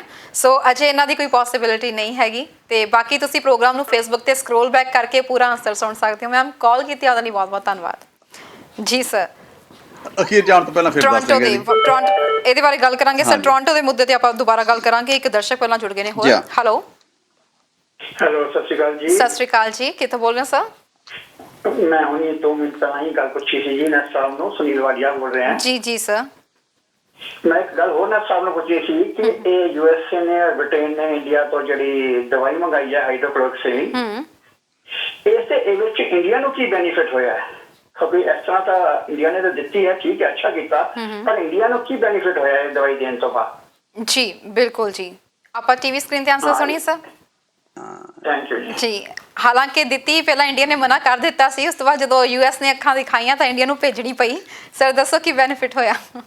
ਉਹ ਜਿਹੜੀਆਂ ਅੱਖਾਂ ਦਿਖਾਈਆਂ ਜੀ, ਉਹ 'ਚ ਬੈਨੀਫਿਟ ਇੰਡੀਆ ਨੂੰ ਹੋਇਆ ਜੀ। ਇੰਡੀਆ ਦੀ ਦਵਾਈ ਵੇਗੀ ਜਿਹੜੀ ਕੰਮ ਨਹੀਂ ਆ ਰਹੀ ਇਸ ਵੇਲੇ, ਉਹ ਕਰੋਨਾ ਦੇ ਵਾਸਤੇ ਬਿਲਕੁਲ ਕੰਮ ਨਹੀਂ ਆ ਰਹੀ। ਮਾੜੀ ਮੋਟੀ ਕੰਮ ਕੀਤੀ ਹੈ ਜੀ। ਅਦਰਵਾਈਜ਼ ਇੰਡੀਆ ਨੂੰ ਤਾਂ ਇਹੀ ਫਾਇਦਾ ਹੋਇਆ ਜੀ ਕਿ ਮਸ਼ਹੂਰੀ ਵੱਖਰੀ, ਟਰੰਪ ਸਾਹਿਬ ਦੇ ਉੱਤੇ ਸਾਨ ਵੱਖਰਾ, ਤੇ ਜਿਹੜਾ ਉਹਨਾਂ ਨੂੰ ਉਹਦੇ ਪੈਸੇ ਬਣੇ ਉਹ ਵੱਖਰੇ ਆ ਜੀ। ਤੇ ਵਾਈਟ ਹਾਊਸ ਤੇ ਜਿਹੜਾ ਅਨਫੋਲੋ ਕਰਨਾ ਸੀ ਟਵਿੱਟਰ ਤੇ ਉਹ ਵੱਖਰਾ।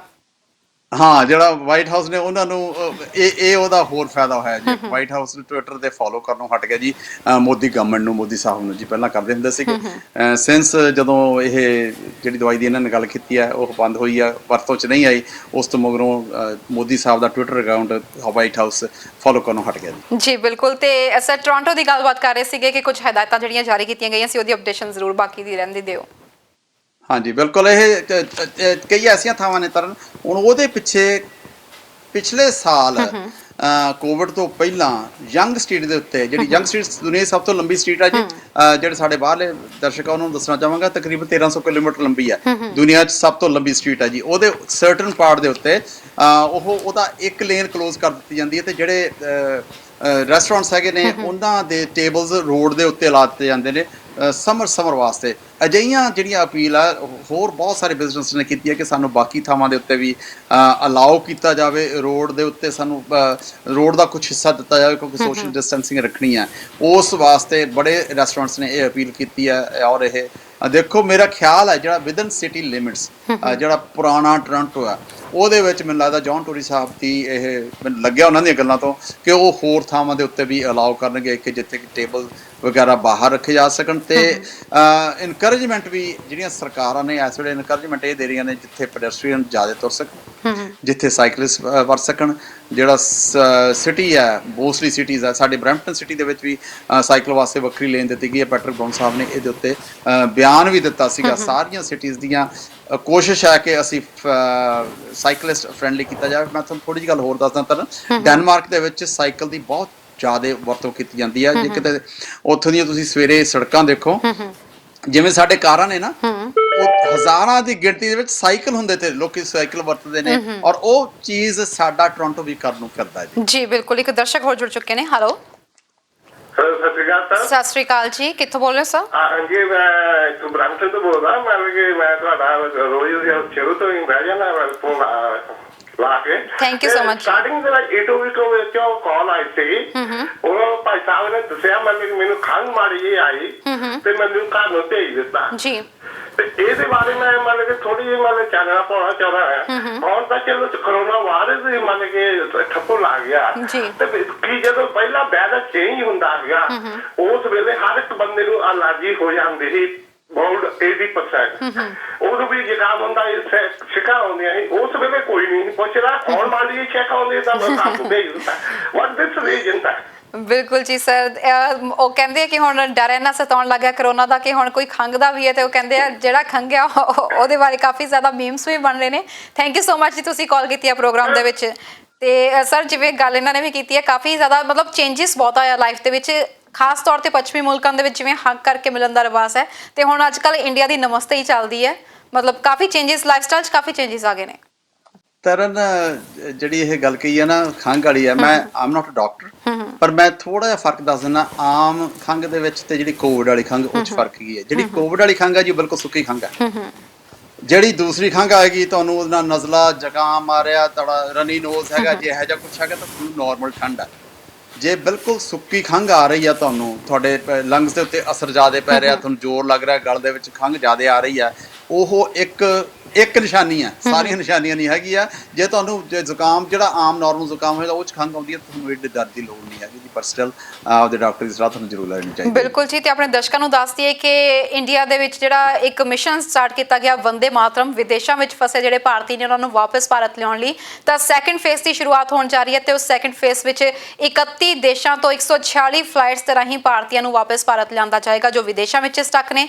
ਤੇ ਕੈਨੇਡਾ ਵਿੱਚ ਜਿਹੜੇ ਭਾਰਤੀ ਫਸੇ ਹੋਏ ਨੇ ਉਹਨਾਂ ਦੇ ਬਾਰੇ ਵਿੱਚ ਅਸੀਂ ਅਪਡੇਸ਼ਨ ਲਵਾਂਗੇ, ਜਿਹੜੀਆਂ ਫਲਾਈਟਸ ਚੱਲ ਰਹੀਆਂ ਨੇ ਉਹਦੇ ਬਾਰੇ ਅਪਡੇਸ਼ਨ ਲਵਾਂਗੇ। ਪ੍ਰੋਗਰਾਮ ਦੇ ਅਖੀਰ ਵਿੱਚ ਅਸੀਂ ਇੰਡੀਅਨ ਕੌਂਸਲੇਟ ਜਨਰਲ ਟੋਰਾਂਟੋ ਤੋਂ ਉਹਨਾਂ ਨੂੰ ਜੋੜਾਂਗੇ, ਅਪੂਰਵਾ ਸ਼੍ਰੀਵਾਸਤਵ ਜੀ ਨੂੰ, ਤੇ ਉਹਨਾਂ ਤੋਂ ਵਧੇਰੇ ਜਾਣਕਾਰੀ ਲਵਾਂਗੇ। ਸਰ, ਗੱਲ ਹੋ ਰਹੀ ਸੀ ਟੋਰਾਂਟੋ ਦੇ ਵਿੱਚ ਜਿਹੜੀਆਂ ਕਾਰਾਂ ਬੰਦ ਕੀਤੀਆਂ ਗਈਆਂ ਨੇ ਵੀਕਐਂਡਸ ਤੇ, ਉੱਥੇ ਦੂਜੇ ਪਾਸੇ ਰੋਡ ਸੇਫਟੀ ਵੀਕ ਵੀ ਚੱਲ ਰਿਹਾ, ਕਿਤੇ ਇਹਦਾ ਅਸਰ ਦੇਖਣ ਨੂੰ ਤਾਂ ਨਹੀਂ ਮਿਲ ਰਿਹਾ?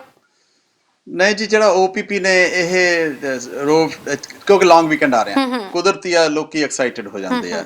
ਹੁਣ ਤਾਂ ਕੋਵਿਡ ਕਰਕੇ ਬਹੁਤੀਆਂ ਸਟਰੀਟਸ ਖਾਲੀ ਪਈਆਂ ਨੇ, ਲੋਕੀ ਸਪੀਡਿੰਗ ਜ਼ਿਆਦਾ ਕਰਦੀ ਆ, ਲੋਕੀ ਸਮਟਾਈਮਸ ਤੁਸੀਂ ਨਸ਼ਾ ਕਰਕੇ ਵੀ ਡਰਾਈਵ ਕਰਦੇ ਆ। OPP ਨੇ ਆਲਰੇਡੀ ਵਾਰਨਿੰਗ ਦਿੱਤੀ ਆ, ਤੁਹਾਨੂੰ ਯਾਦ ਹੀ ਕਰਾਇਆ, ਵੈਸੇ ਹੁੰਦੇ ਤਾਂ ਹਮੇਸ਼ਾ ਹੀ ਆ ਰੋਡ ਦੇ ਉੱਤੇ, ਤੁਹਾਨੂੰ ਯਾਦ ਕਰਾਇਆ ਭਲੇ ਮਾਨਸੋ ਇਹ ਕੰਮ ਨਾ ਕਰਿਓ, ਪੀ ਕੇ ਨਾ ਚਲਾਇਓ, ਸਪੀਡ ਨਾ ਕਰਿਓ। ਅਸੀਂ ਬਾਹਰ ਖੜੇ ਆ, ਪ੍ਰਾਈਵੇਟ ਕਾਰਾਂ ਵਿੱਚ ਵੀ ਖੜੇ ਆ ਤੇ ਦੂਸਰੀਆਂ ਕਾਰਾਂ ਦੇ ਵਿੱਚ ਵੀ ਖੜੇ ਹੈਗੇ ਆ। ਕਈ ਵਾਰੀ ਤੁਹਾਨੂੰ ਇਹ ਆਸ ਵੀ ਨਹੀਂ ਹੁੰਦੀ ਕਿ ਇਹ ਕਾਰ ਦੇ ਵਿੱਚ ਵੀ ਕੌਪ ਹੋ ਸਕਦਾ। ਟਾਈਮ ਆਪਾਂ ਨੂੰ ਆਮ ਹੁੰਦਾ ਜਿਹੜੀ ਕੌਪ ਦੀਆਂ ਕਾਰਾਂ ਨੇ, ਕਈ ਵਾਰੀ ਉਹਦੇ ਉੱਤੇ ਲਾਈਟਸ ਵਗੈਰਾ ਨਹੀਂ ਲੱਗੀਆਂ ਤਾਂ ਆਪਾਂ ਨੂੰ ਲੱਗਦਾ ਕਿ ਸ਼ਾਇਦ ਇਹ ਕੌਪ ਕਾਰ ਆ, ਪਰ ਨਹੀਂ।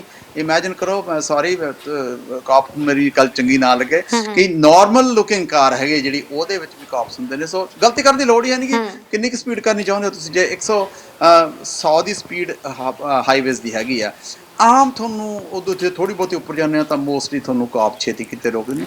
ਹੋਰ ਕਿੰਨੇ ਕੁ ਦੂਰ ਜਾਣਾ, ਜੇ ਬਹੁਤੀ ਤੁਸੀਂ ਜੇ 600 ਕਿਲੋਮੀਟਰ ਵੀ ਡਰਾਈਵ ਕਰਨੀ ਹੈ, ਤਰਨ 120 ਤੇ ਜਾਂਦੇ ਹੋ ਤੇ 100 ਤੇ ਜਾਂਦੇ ਹੋ, ਤੁਸੀਂ ਮੇਰੇ ਖਿਆਲ 15 ਜਾਂ 20 ਮਿੰਟ ਦਾ ਫਰਕ ਨਹੀਂ ਪਾ ਸਕਦੇ, ਕਿਉਂਕਿ ਕਿਤੇ ਨਾ ਕਿਤੇ ਸਲੋ ਡਾਊਨ ਹੋ ਜਾਂਦਾ। ਤੇ ਤੁਹਾਨੂੰ ਚਾਂਸਸ ਟਿਕਟ ਲੈਣ ਦੇ, ਟਿਕਟ ਜੀ ਸਾਡੇ ਟਿਕਟ ਜੁਰਮਾਨੇ ਨੂੰ ਕਹਿੰਦੇ ਆ ਜੀ, ਜਿਹੜੇ ਸਾਡੇ ਤੋਂ ਬਾਹਰਲੇ ਦੇਖਣ ਵਾਲੇ ਆ, ਤੁਹਾਨੂੰ ਟਿਕਟ ਮਿਲਣ ਦੇ ਚਾਂਸਸ ਜ਼ਿਆਦਾ ਆ, ਕੱਢਣ ਪਾਉਣ ਨੂੰ ਕੁਝ ਨਹੀਂ ਹੈ, ਇੰਸ਼ੋਰੈਂਸ ਜ਼ਿਆਦਾ ਹੋਏਗੀ। ਆਪਾਂ ਵੀ ਆਖਰੀ ਪਿਛਲੇ 2 ਵੀਕਸ ਦੇ ਵਿੱਚ ਇਹ ਜਿਹੀਆਂ ਕਈ ਖਬਰਾਂ ਆਪਾਂ ਡਿਸਕਸ ਕੀਤੀਆਂ ਨੇ ਜਿਹਦੇ 'ਚ ਓਵਰ ਸਪੀਡਿੰਗ ਦੇ ਬਹੁਤ ਮਾਮਲੇ ਸਾਹਮਣੇ ਆਇਆ, ਕਿਤੇ 308 ਕਿਲੋਮੀਟਰ ਤੱਕ ਪਹੁੰਚੇ ਹੋਏ ਸਪੀਡ।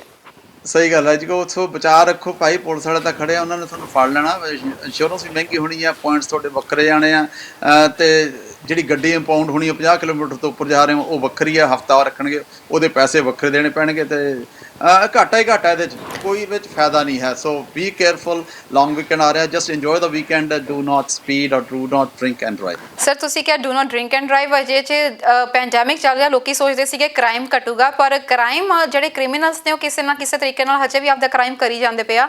ਗੱਲ ਹੋਈ ਸੀ ਜਿਹੜਾ ਕਿਡਨੈਪਿੰਗ ਦਾ ਇੱਕ ਮਾਮਲਾ ਸਾਹਮਣੇ ਆਇਆ ਸੀ ਜਿਸ 'ਚ 4 ਲੋਕਾਂ ਨੂੰ ਗ੍ਰਿਫਤਾਰ ਕੀਤਾ ਗਿਆ। ਹਾਂ ਤਰਨ ਨੇ ਪਿਛਲੇ ਮਹੀਨੇ ਇਹ ਗੱਲ ਹੋਈ ਸੀਗੀ, ਇੱਕ ਲੜਕੇ ਨੂੰ, ਯੰਗ ਨੂੰ ਕਿਡਨੈਪ ਕਰ ਲਿਆ ਗਿਆ ਸੀਗਾ। ਉਹ ਕਿਡਨੈਪ ਕਹਿੰਦੇ ਇਸ ਕਰਕੇ ਕੀਤਾ ਸੀਗਾ ਕਿ ਉਸ ਲੜਕੇ ਦਾ ਬ੍ਰਦਰ ਕਿਸੇ ਨਾਲ ਉਹਨੇ ਡਰੱਗ ਡੀਲ ਕੀਤੀ ਸੀਗੀ। ਉਹ ਡਰੱਗ ਡੀਲ ਦੇ ਵਿੱਚ ਕੋਈ ਪੈਸੇ ਦੇ ਲੈਣ ਦੇਣ ਦਾ ਮਾਮਲਾ ਸੀਗਾ, ਜਾਂ ਦਿੱਤੇ ਨਹੀਂ ਸੀ ਜਾਂ ਕੁਛ ਵਟਐਵਰ, ਆਪਾਂ ਨੂੰ ਬਹੁਤੀ ਗੱਲ ਦਾ ਪਤਾ ਨਹੀਂ ਹੈ, ਜਿਵੇਂ ਜਾਣੀ ਦੀ ਪੈਸੇ ਦੇ ਲੈਣ ਦੇਣ ਦਾ ਮਾਮਲਾ ਸੀਗਾ। ਤੇ ਉਹਨਾਂ ਨੇ ਉਸ ਦੀ ਗਰੰਟੀ ਵਾਸਤੇ ਉਹਨਾਂ ਨੇ ਉਹਦੇ ਭਰਾ ਨੂੰ, ਜਿਹੜਾ ਮਤਰਿਆ ਭਰਾ ਸੀਗਾ, ਉਹਨੂੰ ਅਗਵਾ ਕਰ ਲਿਆ। ਤੇ ਉਹ 40 ਘੰਟੇ ਬਾਅਦ ਤਕਰੀਬਨ ਔਰੰਜਵਿਲ ਦੇ ਏਰੀਆ ਦੇ ਵਿੱਚ, ਜਿਹੜਾ ਜਸਟ ਨਾਰਥ ਆਫ ਟੋਰਾਂਟੋ ਹੈ ਜੀ, ਉਸ ਏਰੀਆ ਦੇ ਵਿੱਚੋਂ ਉਹ ਬੱਚਾ ਕਿਸੇ ਬਾਰਨ ਦੇ ਵਿੱਚ ਲੱਭ ਗਿਆ ਸੀਗਾ। ਕੋਈ ਉਹਨੂੰ ਨੁਕਸਾਨ ਨਹੀਂ ਸੀ ਪਹੁੰਚਿਆ, ਜਾਨੀ ਨੁਕਸਾਨ ਨਹੀਂ ਸੀ ਹੋਇਆ। ਉਸ ਮਾਮਲੇ ਦੇ ਵਿੱਚ 4 ਅਰੈਸਟ ਕੀਤੀਆਂ ਨੇ ਜੀ ਅੱਜ ਟੋਰਾਂਟੋ ਪੁਲਿਸ ਨੇ, ਜਿਹੜੇ ਟੋਰਾਂਟੋ ਪੁਲਿਸ ਦੇ ਚੀਫ ਨੇ ਜੀ ਮਿਸਟਰ ਸੌਂਡਰਸ, ਉਹਨਾਂ ਨੇ ਅਨਾਉਂਸਮੈਂਟ ਕੀਤੀ ਹੈ। ਪਰ ਜਿਹੜੇ 4 ਫੜੇ ਆ, ਇੱਕ ਹੋਰ ਫੜਨਾ। ਉਹਨਾਂ ਨੇ 4 ਤਾਂ ਫੜ ਲਿਆ, 5ਵੇਂ ਦੀ ਫੋਟੋ ਉਹਨੇ ਦੁਆਰੇ ਦਿੱਤੀ ਹੈ ਜੀ। ਕਹਿੰਦੇ ਵੀ ਸਾਨੂੰ ਜਿਹੜਾ ਉਹ 5ਵਾਂ ਰਹਿੰਦਾ ਉਹ ਬਹੁਤ ਜ਼ਰੂਰੀ ਹੈ ਜੀ। ਔਰ ਉਹਦੀ ਫੋਟੋ ਇਸ ਵੇਲੇ ਜੀ ਆਪਾਂ ਵੀ ਦਿਖਾ ਰਹੇ ਹਾਂ ਆਪਣੀ ਸਕਰੀਨ ਤੇ, ਇਸ ਵੇਲੇ ਫੋਟੋ ਹੈਗੀ, ਜਿਹੜੀ ਵੱਡੀ ਫੋਟੋ ਉਹਦੀ ਹੈ ਜੀ। ਤੇ ਜਿਹਨੂੰ ਵੀ ਕਿਸੇ ਨੇ ਇਹਦੇ ਬਾਰੇ ਪਤਾ ਹੈਗਾ ਤਾਂ ਜ਼ਰੂਰ ਉਹਦੀ ਇਨਫੋਰਮੇਸ਼ਨ ਦਿਓ ਜੀ। ਉਹਦੇ ਨੇੜੇ ਜਾਣ ਦੀ ਲੋੜ ਨਹੀਂ ਹੈ, maybe he is armed and dangerous. ਤੁਸੀਂ ਸਿਰਫ ਉਹਦੀ ਇਨਫੋਰਮੇਸ਼ਨ ਦੇਣੀ ਆ, ਉਹਦਾ ਪਿੱਛਾ ਕਰਨ ਦੀ ਕੋਈ ਜ਼ਰੂਰਤ ਨਹੀਂ ਹੈ ਜੀ। ਪੁਲਿਸ ਤੁਹਾਡੇ ਤੁਹਾਨੂੰ ਪੁਲਿਸ ਵਾਲਾ ਕੰਮ ਕਰਨ ਦੀ ਲੋੜ ਨਹੀਂ ਹੈ, ਪੁਲਿਸ ਨੂੰ ਪੁਲਿਸ ਦੀ ਜੌਬ ਕਰਨ ਦਿਓ। ਤੁਹਾਡਾ ਇਨਫੋਰਮੇਸ਼ਨ ਹੈ ਸਿਰਫ ਉਹਦੇ ਬਾਰੇ ਇਨਫੋਰਮੇਸ਼ਨ ਦੇਣਾ, ਔਰ ਜਿਹੜੀ ਤੁਹਾਡੀ ਕਾਲ ਹੈਗੀ ਜੀ ਅਨੋਨਿਮਸ ਰੱਖੀ ਜਾਵੇਗੀ। ਸਰ ਅਸੀਂ ਹੁਣ ਕ੍ਰਾਈਮ ਦੀਆਂ ਜਿਵੇਂ ਗੱਲਬਾਤ ਕਰ ਰਹੇ ਹਾਂ, ਮੈਨੂੰ ਯਾਦ ਆ ਕਿ ਆਪਾਂ 2-3 ਦਿਨ ਪਹਿਲਾਂ ਇੱਕ ਗੱਲ ਕੀਤੀ ਸੀ ਕਿ ਹੈਲੀਫੈਕਸ ਦੇ ਵਿੱਚ ਵੀ ਇੱਕ ਬੱਚਾ ਲਾਪਤਾ ਹੋ ਗਿਆ। ਕੀ ਉਹਦੇ ਬਾਰੇ ਵਿੱਚ ਕੋਈ ਅਪਡੇਸ਼ਨ ਹੈ? ਹੈਲੀਫੈਕਸ ਤੋਂ ਜਿਹੜਾ ਬੱਚਾ ਲਾਪਤਾ ਹੋਇਆ ਸੀ ਉਹ ਮਿਲ ਗਿਆ ਆਪਦੇ ਘਰਦਿਆਂ ਨੂੰ, ਜਾਂ ਉਹਦੇ ਵੀ ਕਿਡਨੈਪਿੰਗ ਦੇ ਹੀ ਚਾਂਸਸ ਲੱਗ ਰਹੇ ਨੇ? ਤਰਨ 2 ਬੱਚਿਆਂ ਦੀ ਗੱਲ ਆ, ਮੈਂ BC ਦੀ ਗੱਲ ਕਰਾਂਗਾ ਬਾਅਦ ਜਿਹੜੀ ਤੁਸੀਂ ਪੁੱਛਿਆ ਉਹਦੀ ਗੱਲ ਕਰਦਾ। BC ਦੇ ਵਿੱਚ ਵੀ ਪਰਸੋਂ ਦਾ ਇੱਕ ਬੱਚਾ ਲਾਪਤਾ, ਉਹਦੇ ਬਾਰੇ ਕੁਝ ਨਹੀਂ ਪਤਾ ਲੱਗ ਸਕਿਆ ਜੀ। ਸੋ ਹਲੇ ਵੀ ਪੁਲਿਸ ਉਹਦੀ ਭਾਲ ਕਰ ਰਹੀ ਹੈ। ਜਿਹੜੀ ਤੁਸੀਂ ਗੱਲ ਕਰ ਰਹੇ ਹੋ ਇਹ ਨੋਵਾ ਸਕੋਸ਼ੀਆ ਦੇ ਵਿੱਚ ਹੋਈ ਸੀਗੀ, ਹੈਲੀਫੈਕਸ ਦੇ ਵਿੱਚ। ਇਹ ਬੱਚਾ ਆਪਦੀ ਦਾਦੀ ਨਾਲ ਕਿਸੇ ਜਗ੍ਹਾ ਤੇ ਖੇਡਦਾ ਸੀਗਾ, ਤੇ ਉਹ ਜਿਹੜੀ ਥਾਂ ਤੇ ਖੇਡਦਾ ਸੀ ਉਹਦੇ ਪਿੱਛੇ ਪਾਣੀ ਆ, ਨਹਿਰ ਹੈ। ਉਹ ਗਾਇਬ ਹੋ ਗਿਆ। ਅਜੇ ਤੱਕ ਬੱਚੇ ਦਾ ਪਤਾ ਨਹੀਂ। ਬੱਚੇ ਦੇ ਤਕਰੀਬਨ 7-8 ਦਿਨ ਹੋ ਚੁੱਕੇ ਆ। ਬੱਚੇ ਦੇ ਇਕੱਲੇ ਸ਼ੂਜ਼ ਲੱਭੇ ਸੀਗੇ, ਬੱਚੇ ਬਾਰੇ ਕੁਝ ਨਹੀਂ ਪਤਾ ਲੱਗਿਆ। ਦੇਖੋ ਪੁਲਿਸ ਕਿੱਥੇ ਤੱਕ ਜਾਂਦੀ ਆ। ਪੁਲਿਸ ਨੇ ਇੱਕ ਨਾ ਉਹਦਾ ਮੈਨੀਕਨ ਹੁੰਦਾ, ਉਹਦੇ ਵਰਗਾ ਬੁੱਤ, ਉਸ ਸਾਈਜ਼ ਦਾ ਇੱਕ ਬੁੱਤ ਤਿਆਰ ਕੀਤਾ। ਉਹਨੇ weight ਦਾ ਬੁੱਤ ਤਿਆਰ ਕੀਤਾ ਤੇ ਉਹਦੇ ਵਿੱਚ ਉਹਨਾਂ ਨੇ ਸੈਂਸਰਸ ਲਾਏ ਨੇ। ਸੈਂਸਰ ਲਾ ਕੇ ਉਹਨਾਂ ਨੇ ਪਾਣੀ ਦੇ ਵਿੱਚ, ਜਿਹੜੀ ਉਹ ਦਰਿਆ ਹੈਗਾ ਉਹਦੇ ਵਿੱਚ ਸਿੱਟਤਾ, ਕਿ ਦੇਖਣਾ ਚਾਹੁੰਦੇ ਆ ਕਿ ਦਰਿਆ ਦੇ ਪਾਣੀ ਦਾ ਫਲੋ ਹੈਗਾ, ਉੱਥੋਂ ਬੱਚਾ ਕਿਵੇਂ ਡਿੱਗਿਆ ਹੋਊਗਾ, ਕਿਸੇ ਜਗ੍ਹਾ ਤੇ ਕਿੱਥੇ ਜਾ ਕੇ ਫਸਿਆ ਹੋਏਗਾ, ਕਿਸੇ ਝਾੜੀ 'ਚ ਫਸ ਗਿਆ ਹੋਏਗਾ, ਜਿੱਥੇ ਜਾ ਕੇ ਉਹ ਫਸੇਗਾ ਉਸ ਹਿਸਾਬ ਦੇ ਵਿੱਚ ਉੱਥੋਂ ਉਹਨਾਂ ਨੂੰ ਬੱਚਾ, ਇਨ ਕੇਸ ਜੇ ਬੱਚਾ ਉੱਥੇ ਡੁੱਬ ਗਿਆ ਤਾਂ ਉਹਨੂੰ ਲੱਭਣਾ ਸੌਖਾ ਹੋ ਜਾਏਗਾ। ਸਰਕਾਰ ਨੇ, ਜਿਹੜੀ ਪੁਲਿਸ ਆ ਉੱਥੋਂ ਦੀ ਲੋਕਾਂ ਨੇ, ਉਹਨੇ ਇਹ ਅਪੀਲ ਕੀਤੀ ਹੈ ਵੀ ਜੇ ਕਿਸੇ ਨੂੰ ਕੋਈ ਚੀਜ਼ ਪਾਣੀ ਦੇ ਵਿੱਚ ਤੈਰਦੀ ਹੋਈ ਦਿਸਦੀ ਆ ਉੱਪਰੀ, ਤਾਂ ਤੁਸੀਂ ਸਾਨੂੰ ਫੋਨ ਕਰਨ ਦੀ ਲੋੜ ਨਹੀਂ ਆ। ਉਹ ਸਾਡੀ ਚੀਜ਼ ਹੋਈ ਸਿੱਟੀ ਗਈ ਆ, ਅਸੀਂ ਇਸ ਵਾਸਤੇ ਸਿੱਟੀ ਕਿ ਬੱਚੇ ਦਾ ਪਤਾ ਲਾਇਆ ਜਾ ਸਕੇ। ਜੀ ਬਿਲਕੁਲ। ਇੱਕ ਦਰਸ਼ਕ ਹੋਰ ਜੁੜ ਗਏ ਨੇ। ਹੈਲੋ ਜੀ, ਸ਼ਾਇਦ ਡਿਸਕਨੈਕਟ ਹੋ ਗਿਆ ਉਹਨਾਂ ਦਾ ਫੋਨ। ਸਰ ਮੈਂ ਹੁਣ ਇੱਕ ਨਵੀਂ ਵੱਖਰੀ ਜੀ ਗੱਲਬਾਤ ਬਾਰੇ ਗੱਲ ਕਰਨ ਲੱਗੀ ਸੀ। ਪ੍ਰੋਗਰਾਮ ਸ਼ੁਰੂ ਹੋਣ ਤੋਂ ਪਹਿਲਾਂ ਅਸੀਂ ਡਿਸਕਸ ਕਰ ਰਹੇ ਸੀ, ਤੁਸੀਂ ਮੈਨੂੰ ਦੱਸ ਰਹੇ ਸੀ ਕਿ ਨਵੀਂ ਚੀਜ਼ ਜਿਹੜੀ ਉਹ ਇਨਵੈਂਟ ਹੋਈ ਹੈ, ਹੱਗ ਗਲਵ। ਤੇ ਮੈਂ ਤੁਹਾਨੂੰ ਪੁੱਛ ਰਹੀ ਸੀ ਇਹ ਕੀ ਚੀਜ਼ ਹੈ, ਤੁਸੀਂ ਕਿਹਾ ਮੈਂ ਹੁਣ ਨਹੀਂ, ਮੈਂ ਇਹਨੂੰ ਪ੍ਰੋਗਰਾਮ ਦੇ ਵਿੱਚ ਇਹਦੇ ਬਾਰੇ ਜਾਣਕਾਰੀ ਦਊਂਗਾ। ਤੇ ਮੈਨੂੰ ਇਹ ਜਾਣਕਾਰੀ ਲਈ ਮੈਂ ਬਹੁਤ ਜ਼ਿਆਦਾ ਐਕਸਾਈਟਿਡ ਹਾਂ ਕਿ ਇਹ ਹੱਗ ਗਲਵ ਹੈ ਕੀ। ਦੇਖੋ ਹੁਣ ਮਿਲ ਨਹੀਂ ਸਕਦੇ, ਇਹ ਹਾਲਾਤ ਐਸੇ ਆ, ਇਸ ਵੇਲੇ ਆਪਣੀ ਪਿਕਚਰ ਆ ਰਹੀ ਆ, ਮਿਲ ਨਹੀਂ ਸਕਦੇ। ਆਮ ਜਦ ਤੱਕ ਕਿਸੇ ਨੂੰ ਗਲੇ ਨਹੀਂ ਲਾਉਂਦੇ ਉਦੋਂ ਤੱਕ ਕਈ ਵਾਰੀ ਸਵਾਦ ਜਿਹਾ ਨਹੀਂ ਆਉਂਦਾ। ਤੇ ਉਹ ਇੱਕ ਇੱਥੋਂ ਦੇ ਆਪਣੇ ਅੰਟਾਰੀਓ ਦੇ ਇਹ ਜੋੜਾ ਜੀ, ਇਹਨਾਂ ਨੇ ਇੱਕ ਇਹ ਚੀਜ਼ ਤਿਆਰ ਕੀਤੀ ਆ। ਉਹਦੇ ਜਿਹੜੀ ਸ਼ੀਟ ਹੈ ਪਲਾਸਟਿਕ ਦੀ, ਉਹਦੇ ਵਿਚਾਲੇ ਗੜੀਆਂ ਰੱਖੀਆਂ ਨੇ। ਤੁਸੀਂ ਬਾਂਹ ਦੇ ਉੱਤੇ ਵੀ ਉਹੋ ਜਿਹਾ ਪਲਾਸਟਿਕ ਪਾਉਣਾ ਤੇ ਤੁਸੀਂ ਇੱਕ ਦੂਜੇ ਨੂੰ ਹੱਗ ਕਰ ਸਕਦੇ ਹੋ। ਇਟਸ ਕਾਲਡ ਹੱਗ ਗਲਵ, ਉਹਨਾਂ ਨੇ ਨਾਮ ਵੀ ਇਹਦਾ ਦਿੱਤਾ ਹੈ। ਔਰ ਬੜੀ ਮੈਨੂੰ ਚੰਗੀ ਚੀਜ਼ ਲੱਗੀ ਆ ਕਿ ਤੁਹਾਡਾ ਜੀ ਕਰਦਾ ਆਪਦੇ ਬੱਚੇ ਨੂੰ ਹੱਗ ਕਰੋ, ਆਪਦੇ ਭੈਣ ਭਰਾ ਨੂੰ ਹੱਗ ਕਰੋ। ਤੁਸੀਂ ਕਿਸੇ ਨੂੰ ਜੀ ਕਰਦਾ ਜਦੋਂ ਸੀਨੇ ਨਾਲ ਲਾਉਣੇ ਆ, ਉਹਦਾ ਸਵਾਦ ਕੁਝ ਵੱਖਰਾ, ਜਿਹੜਾ ਹੁਣ ਦੂਰੋਂ ਫਤਿਹ ਬੁਲਾਉਣ ਵਾਲੀ ਗੱਲ ਹੈਗੀ ਆ। ਇਹ ਕਿਸੇ ਨੇ, ਦੇਖੋ mother necessity is the mother of invention. ਇਹ ਕਿਸੇ ਨੇ ਆ ਬੜੀ ਵਧੀਆ ਚੀਜ਼ ਕੀਤੀ, ਸਸਤੀ ਹੋਈ ਹੈ, ਨਾਲ ਇੰਨਾ ਵੱਡਾ ਚੀਜ਼ ਹੈ ਨਹੀਂ ਆ। ਤੁਸੀਂ ਵੀ ਆਪਦੇ ਘਰਾਂ 'ਚ ਇਹੋ ਜਿਹੀ ਚੀਜ਼ ਤਿਆਰ ਕਰ ਸਕਦੇ ਹੋ, ਮਿਲ ਸਕਦੇ। ਬਟ ਬੀ ਕੇਅਰਫੁਲ, ਜਿਹੜਾ ਤੁਹਾਡਾ ਡ੍ਰੌਪਲਿੰਗਸ ਹੈਗੀਆਂ ਨੇ ਉਹ ਤੁਹਾਡੇ ਪਾਸੇ ਹੀ ਰਹਿਣੀਆਂ ਚਾਹੀਦੀਆਂ, ਦੂਜੇ ਪਾਸੇ ਨਹੀਂ ਜਾਣੀਆਂ ਚਾਹੀਦੀਆਂ। ਜੀ ਬਿਲਕੁਲ। ਤੇ ਸਰ ਅਸੀਂ ਬਾਰ-ਬਾਰ ਗੱਲ ਕਰ ਰਹੇ ਹਾਂ ਕਿ ਵਿਦੇਸ਼ਾਂ ਤੋਂ ਭਾਰਤੀ ਜਿਹੜੇ ਆ ਉਹ ਵਾਪਸ ਜਾ ਰਹੇ ਨੇ, ਜਾਂ ਵਿਦੇਸ਼ਾਂ 'ਚ ਫਸੇ ਕੈਨੇਡੀਅਨਸ ਵਾਪਸ ਆ ਰਹੇ ਨੇ। ਜਦੋਂ ਕੈਨੇਡੀਅਨਸ ਵਾਪਸ ਆਉਂਦੇ ਆ ਤੇ ਉਹਨਾਂ ਨੂੰ ਵੀ ਹਰੇਕ ਕੰਟਰੀ ਦੇ ਵਿੱਚ ਇਹ ਕਿਹਾ ਜਾ ਰਿਹਾ ਕਿ ਤੁਸੀਂ ਕੁਆਰੰਟਾਈਨ ਕਰਨਾ ਆ, ਪਰ ਇਹਦਾ ਪਤਾ ਕਿਵੇਂ ਲੱਗੇ ਕਿ ਉਹ ਕਰ ਰਹੇ ਨੇ ਜਾਂ ਨਹੀਂ ਕਰ ਰਹੇ ਹੈਗੇ? ਕਹਿ ਤਾਂ ਰਹੀ ਹੈ ਸਰਕਾਰ ਕਿ ਆਪਣੇ ਆਪ ਨੂੰ ਕਰੋ ਨਹੀਂ ਤਾਂ ਤੁਹਾਨੂੰ ਫਾਈਨਸ ਹੋਣਗੇ, ਕਿ ਇਸ ਦੇ ਬਾਰੇ ਵਿੱਚ ਸਰਕਾਰ ਉਹਨਾਂ ਦੀ ਡਿਟੇਲ ਵੀ ਲੈ ਰਹੀ ਹੈ ਕਿ ਕਿਤੇ ਉਹ ਬਾਹਰ ਤਾਂ ਨਹੀਂ ਨਿਕਲ ਰਹੇ, ਕੋਈ ਗਰੋਸਰੀ ਕਰਨ ਤਾਂ ਨਹੀਂ ਜਾ ਰਿਹਾ ਹੈਗਾ? ਆਪਾਂ ਆਪਣੇ ਪ੍ਰੋਗਰਾਮ 'ਚ ਪਹਿਲਾਂ ਵੀ ਗੱਲ ਕੀਤੀ ਵੀ ਚੈੱਕ ਜ਼ਰੂਰ ਕਰਨਗੇ ਭਾਈ, ਖਿਆਲ ਰੱਖਿਓ। ਨੰਬਰ ਆ ਗਿਆ ਜੀ ਅੱਜ ਓਕੇ 1300, ਹਾਂਜੀ ਨੰਬਰ ਆਇਆ ਜੀ ਅੱਜ 1300 ਤੋਂ ਉੱਪਰ ਕੇਸਿਸ ਐਸੇ ਨੇ ਪੁਲਿਸ ਨੇ ਜਿਹੜੇ ਚੈੱਕ ਕੀਤੇ ਨੇ, ਲੋਕਾਂ ਦੇ ਘਰੇ ਜਾ ਕੇ ਚੈੱਕ ਕਰਦੇ ਨੇ ਉਹ ਘਰ ਹੈ ਜਾਂ ਨਹੀਂ ਹੈਗਾ। ਇਹ ਰਜਿਸਟਰਡ ਕੇਸਿਸ ਨੇ ਜਿਹੜੇ ਪੁਲਿਸ ਨੇ ਜਿਹਦਾ ਵੀ ਟਰੈਕ ਰੱਖਣਾ ਹੁੰਦਾ ਰੱਖ ਰਹੀ ਆ। ਸੋ ਭਾਈ ਜਿਹੜੇ ਵੀ ਆਏ ਹੋਏ ਹੋ, ਇਹ ਉਹ ਨਾ ਸਮਝੋ ਤੁਹਾਨੂੰ ਕਿਸੇ ਨੇ ਦੇਖਣਾ ਨਹੀਂ ਆ, ਇਹ ਉਹ ਨਾ ਕਰਿਓ ਵੀ ਤੁਸੀਂ 에ਅਰਪੋਰਟ ਤੋਂ ਤੁਰੇ ਤੇ ਚੱਲ ਜਾਂਦਾ ਹੈ ਮੈਂ ਦੁੱਧ ਦਾ ਬੈਗ ਲੈ ਜਾ, ਉਹ ਤੁਸੀਂ ਲੈਣਾ ਨਹੀਂ ਹੈ ਪਲੀਜ਼। 14 ਦਿਨਾਂ ਵਾਸਤੇ ਤੁਹਾਨੂੰ ਰਹਿਣਾ ਪਏਗਾ, ਰਹੋ ਪਲੀਜ਼। ਬਿਲਕੁਲ ਜੀ, ਕਾਲਰ ਜੁੜ ਗਏ ਨੇ। ਨੈਕਸਟ ਹੈ, ਹੈਲੋ ਹੈਲੋ, ਸਤਿ ਸ਼੍ਰੀ ਅਕਾਲ ਜੀ। ਮੈਂ ਬ੍ਰਾਂਟਨ ਤੋਂ ਬੋਲਦਾ ਹਾਂ, ਪੰਸੋਰ ਜੀ। ਹਾਂਜੀ ਸਰ, ਬਹੁਤ ਬਹੁਤ ਸਵਾਗਤ ਹੈ ਪ੍ਰੋਗਰਾਮ 'ਚ, ਦੱਸੋ ਕੀ ਕਹਿਣਾ ਚਾਹੁੰਦੇ ਹੋ? ਅਸੀਂ ਇੰਡੀਅਨ ਜਾਣ ਲਈ ਜੋ ਫਲਾਈਟਾਂ ਟਿਕਟਾਂ ਬੁੱਕ ਰਹੇ ਹਾਂ, ਜੋ ਫਲਾਈਟਾਂ ਤਾਂ ਕੈਂਸਲ ਹੋ ਗਈਆਂ ਨਹੀਂ ਸੀ ਜੀ। ਉਹ 2 ਮਹੀਨੇ ਹੋ ਗਏ ਨਾ ਕੋਈ ਪੈਸੇ ਦਿੰਦੇ ਨਾ ਕੋਈ ਗੱਲ ਦਾ ਪਤਾ ਲੱਗਦਾ ਵਾਪਸ ਜੀ। ਤੇ ਸਰ ਅੱਜ ਅਸੀਂ ਫਲਾਈਟਸ ਦੇ ਬਾਰੇ ਵਿੱਚ ਹੀ ਗੱਲ ਕਰਾਂਗੇ ਜਿਨ੍ਹਾਂ ਨੇ ਇਸ ਵਕਤ ਭਾਰਤੀ ਫਸੇ ਹੋਏ ਨੇ ਕੈਨੇਡਾ ਵਿੱਚ, ਕਿ ਉਹ ਕਿਵੇਂ 에ਅਰ ਇੰਡੀਆ ਦੀਆਂ ਫਲਾਈਟ ਲੈ ਕੇ ਵਾਪਸ ਭਾਰਤ ਜਾ ਸਕਦੇ ਨੇ। ਸੋ ਪ੍ਰੋਗਰਾਮ 'ਚ ਤੁਸੀਂ ਜੁੜੇ ਰਹੋ। ਅਸੀਂ ਕੌਂਸਲੇਟ ਜਨਰਲ ਅਪੂਰਵਾ ਸ਼੍ਰੀਵਾਸਤਵ ਨੂੰ, ਇੰਡੀਅਨ ਕੌਂਸਲੇਟ ਜਨਰਲ ਇਨ ਟੋਰਾਂਟੋ ਅਪੂਰਵਾ ਸ਼੍ਰੀਵਾਸਤਵ ਨੂੰ ਪ੍ਰੋਗਰਾਮ ਦੇ ਅਖੀਰ 'ਚ ਆਪਣੇ ਨਾਲ ਜੋੜਾਂਗੇ, ਤੁਹਾਨੂੰ ਪੂਰੀ ਡਿਟੇਲ 'ਚ ਜਾਣਕਾਰੀ ਦੇਣਗੇ। ਹੁਣ ਤਾਂ ਜਾਣਾ ਤਾਂ ਹੈ ਜੀ, ਪੈਸਿਆਂ ਦੀ ਵਾਪਸ ਕਰਦੇ ਜਿਹੜੇ ਫਲਾਈਟਾਂ ਵੱਖਰੇ ਕਰੀਆਂ ਸੀ ਉਹ ਜਾਣ ਤਾਂ ਹੁਣ ਤੁਸੀਂ ਕਹਿ ਰਹੇ ਹੋ ਕਿ ਕੈਂਸਲ ਕਰਵਾਉਣੀਆਂ ਫਲਾਈਟਸ ਤੇ ਕੈਂਸਲੇਸ਼ਨ ਫੀਸ ਜਿਹੜੀ ਆ ਉਹ ਕੱਟ ਕੇ ਉਸ ਤੋਂ ਬਾਕੀ ਦੀ ਰਕਮ ਵਾਪਸ ਨਹੀਂ ਆ ਰਹੀ? ਉਹ ਤਾਂ ਹਾਲੇ ਕੁਝ ਨਹੀਂ ਆ ਰਿਹਾ, ਕੋਈ ਗੱਲੇ ਨਹੀਂ ਕਰ ਰਿਹਾ ਜੀ। ਹਾਂਜੀ ਜੀ ਬਿਲਕੁਲ ਸਰ, ਤੁਸੀਂ ਕਾਲ ਕੀਤੀ, ਆਪਣੀ ਪ੍ਰੋਬਲਮ ਰੱਖੀ, ਉਹਦੇ ਲਈ ਬਹੁਤ ਬਹੁਤ ਧੰਨਵਾਦ। ਅਸੀਂ ਇਸ ਦੇ ਬਾਰੇ ਵੀ ਗੱਲਬਾਤ ਕਰਾਂਗੇ। ਥੈਂਕ ਯੂ ਸੋ ਮਚ ਜੀ। ਨਾਥ ਜੀ, ਤਰਨ ਜਿਹੜਾ ਇੱਕ ਮੈਂ ਟੈਕਨੀਕਲ ਪੁਆਇੰਟ ਦੱਸਣ ਲੱਗਿਆ, ਮੇਰਾ ਪਲੀਜ਼ ਯਾਦ ਰੱਖਿਓ, ਨਹੀਂ ਤਾਂ ਬਾਅਦ ਚ ਫੇਸਬੁੱਕ ਤੇ ਪਲੇ ਕਰਕੇ ਦੇਖ ਲਿਓ। ਜਿਹੜੀਆਂ ਵੀ 에ਅਰਲਾਈਨਾਂ ਨੇ, ਇਟਸ ਨਾਟ 에ਅਰਲਾਈਨ ਦੇ ਹੱਕ ਦੀ ਗੱਲ ਨਹੀਂ ਕਰ ਰਿਹਾ ਜੀ ਮੈਂ, ਜਿਹੜੀਆਂ ਵੀ 에ਅਰਲਾਈਨਾਂ ਨੇ ਜਦੋਂ ਫਲਾਈਟ ਕੈਂਸਲ ਹੁੰਦੀ ਆ, ਉਹ ਤੁਹਾਨੂੰ ਬਹੁਤੀਆਂ 에ਅਰਲਾਈਨਾਂ ਇਹ ਕਹਿੰਦੀਆਂ ਨੇ ਇਸ ਤੋਂ ਫੀਸ ਲੈਣੀ ਆ, ਕੱਟਣੀਆਂ ਤਾਂ ਪੈਸੇ ਦੇਵਾਂਗੇ, ਜਾਂ ਤਾਂ ਅਗਲੇ ਸਾਲ ਦੇ ਵਿੱਚ ਤੁਸੀਂ ਵਰਤ ਸਕਦੇ ਹੋ। ਪਹਿਲਾਂ ਇਹ ਆਇਆ ਸੀਗਾ, ਠੀਕ ਹੈ ਕਿ ਨਹੀਂ? ਪਰ ਇੱਕ ਐਸੀ ਟੈਕਨੀਕਲ ਪੁਆਇੰਟ ਹੈਗਾ ਜਿਹਦੇ ਤੁਸੀਂ ਸਾਰੇ ਦੇ ਸਾਰੇ ਪੈਸੇ ਵਾਪਸ ਕਰਵਾ ਸਕਦੇ ਹੋ। ਉਹ ਪੁਆਇੰਟ ਇਹ ਆ ਕਿ ਜੇ 에ਅਰਲਾਈਨ ਫਲਾਈਟ ਨੂੰ ਕੈਂਸਲ ਕਰਦੀ ਆ, ਤੁਸੀਂ ਨਹੀਂ ਕੈਂਸਲ ਕਰਦੇ, ਕੋਈ ਹੋਰ ਗੱਲ ਨਹੀਂ ਹੁੰਦੀ। ਜੇ 에ਅਰਲਾਈਨ ਇਸ ਕਰਕੇ ਕੈਂਸਲ ਕਰ ਦਿੰਦੀ ਹੈ ਕਿ ਉਹ ਫਲਾਈਟ ਨਹੀਂ ਜਾਣੀ ਹੈ, ਤਾਂ ਤੁਸੀਂ ਹੱਕਦਾਰ ਹੋ ਆਪਦੇ ਸਾਰੇ ਪੈਸੇ ਮੁੜਵਾਉਣ ਦੇ। ਇਹ ਇੱਥੋਂ ਦਾ ਕਾਨੂੰਨ ਹੈ ਜੀ, ਤੁਹਾਨੂੰ ਅਲਾਉ ਕਰਦਾ। ਤੁਸੀਂ 에ਅਰਲਾਈਨ ਨੂੰ ਕਹਿ ਸਕਦੇ ਹੋ, ਜਿਹੜੀਆਂ 에ਅਰਲਾਈਨ ਤੁਹਾਨੂੰ ਦੱਸਦੀਆਂ ਨਹੀਂ ਹੈਗੀਆਂ, ਇਹ ਹੱਕ ਹੈ। ਜੇ 에ਅਰਲਾਈਨ ਨੇ ਤੁਹਾਨੂੰ ਸੁਨੇਹਾ ਭੇਜਿਆ ਵੀ ਤੁਹਾਡੀ ਫਲਾਈਟ ਕੈਂਸਲ ਕਰਤੀ ਅਸੀਂ, ਤਾਂ ਤੁਹਾਨੂੰ ਹੱਕ ਆ ਆਪਦੇ ਸਾਰੇ ਦੇ ਸਾਰੇ ਪੈਸੇ ਮੁੜਵਾਉਣ ਦਾ। ਸਰ ਐਵੇਂ ਦੇ ਕੇਸਿਸ ਬਹੁਤ ਜ਼ਿਆਦਾ ਸਾਹਮਣੇ ਆ ਰਹੇ ਨੇ ਕਿ ਹੁਣ ਜੇਕਰ ਪਹਿਲਾਂ ਅਸੀਂ ਦੇਖੀਏ ਤਾਂ ਗਰੋਸਰੀ ਦੀਆਂ ਕੀਮਤਾਂ ਵੱਧ ਰਹੀਆਂ ਸੀ, ਉਦੋਂ ਸਰਕਾਰ ਅੱਗੇ ਆ ਰਹੀ ਹੈ। ਮਤਲਬ ਲੁੱਟ ਖਸੁੱਟ ਦਾ ਕੋਈ ਵੀ ਇਨਸਾਨ, ਕੋਈ ਵੀ ਮਤਲਬ ਜ਼ਰੀਆ ਨਹੀਂ ਛੱਡ ਰਹੇ ਹੈਗੇ ਅਜਿਹੇ ਮੌਕੇ ਦੇ ਵਿੱਚ ਕਿ ਜਿੱਥੋਂ ਲੁੱਟ ਖਸੁੱਟ ਹੋ ਸਕਦੀ ਅਸੀਂ ਕਰ ਲਈਏ। ਮੈਨੂੰ ਤੁਹਾਡੀ ਸਮਝ ਨਹੀਂ ਆਈ ਤਰਨ, ਕੀ ਕਿਹਾ ਜੀ? ਮੈਂ ਕਿਹਾ ਜਿਹੇ ਹਾਲਾਤਾਂ ਵਿੱਚ ਕੋਈ ਵੀ ਮਤਲਬ ਜਿਹਨੂੰ ਜਿੱਥੋਂ ਪੈਸੇ ਬਣ ਰਿਹਾ, ਹਰ ਕੋਈ ਕੋਸ਼ਿਸ਼ ਕਰ ਰਿਹਾ ਚਾਹੇ ਦੂਸਰਿਆਂ ਨੂੰ ਠੱਗ ਕੇ ਪੈਸੇ ਹੋਵੇ, ਵੀ ਲੁੱਟ ਖਸੁੱਟ ਦਾ ਕਈ ਮਾਮਲੇ ਜਿਹੜੇ ਸਾਹਮਣੇ ਆ ਰਹੇ ਨੇ। ਪਹਿਲਾਂ ਗਰੋਸਰੀ ਸਟੋਰ 'ਚ ਆ ਰਹੇ ਸੀ, ਕੀਮਤਾਂ ਉੱਚੀਆਂ ਕੀਤੀਆਂ ਜਾ ਰਹੀਆਂ ਸੀ, ਹੈਂਡ ਗਲਵਸ ਵਗੈਰਾ ਉਹ ਉੱਚੀਆਂ ਕੀਮਤਾਂ ਦੇ ਵੇਚੇ ਗਏ ਨੇ। ਹੁਣ ਟਿਕਟਸ ਨੂੰ ਲੈ ਕੇ ਇਹ ਲੁੱਟ ਖਸੁੱਟ ਸਾਹਮਣੇ ਆ ਰਹੀ ਆ। ਬਿਲਕੁਲ ਜੀ, ਦੇਖੋ ਇਹ ਬਿਜ਼ਨਸ ਹੈ।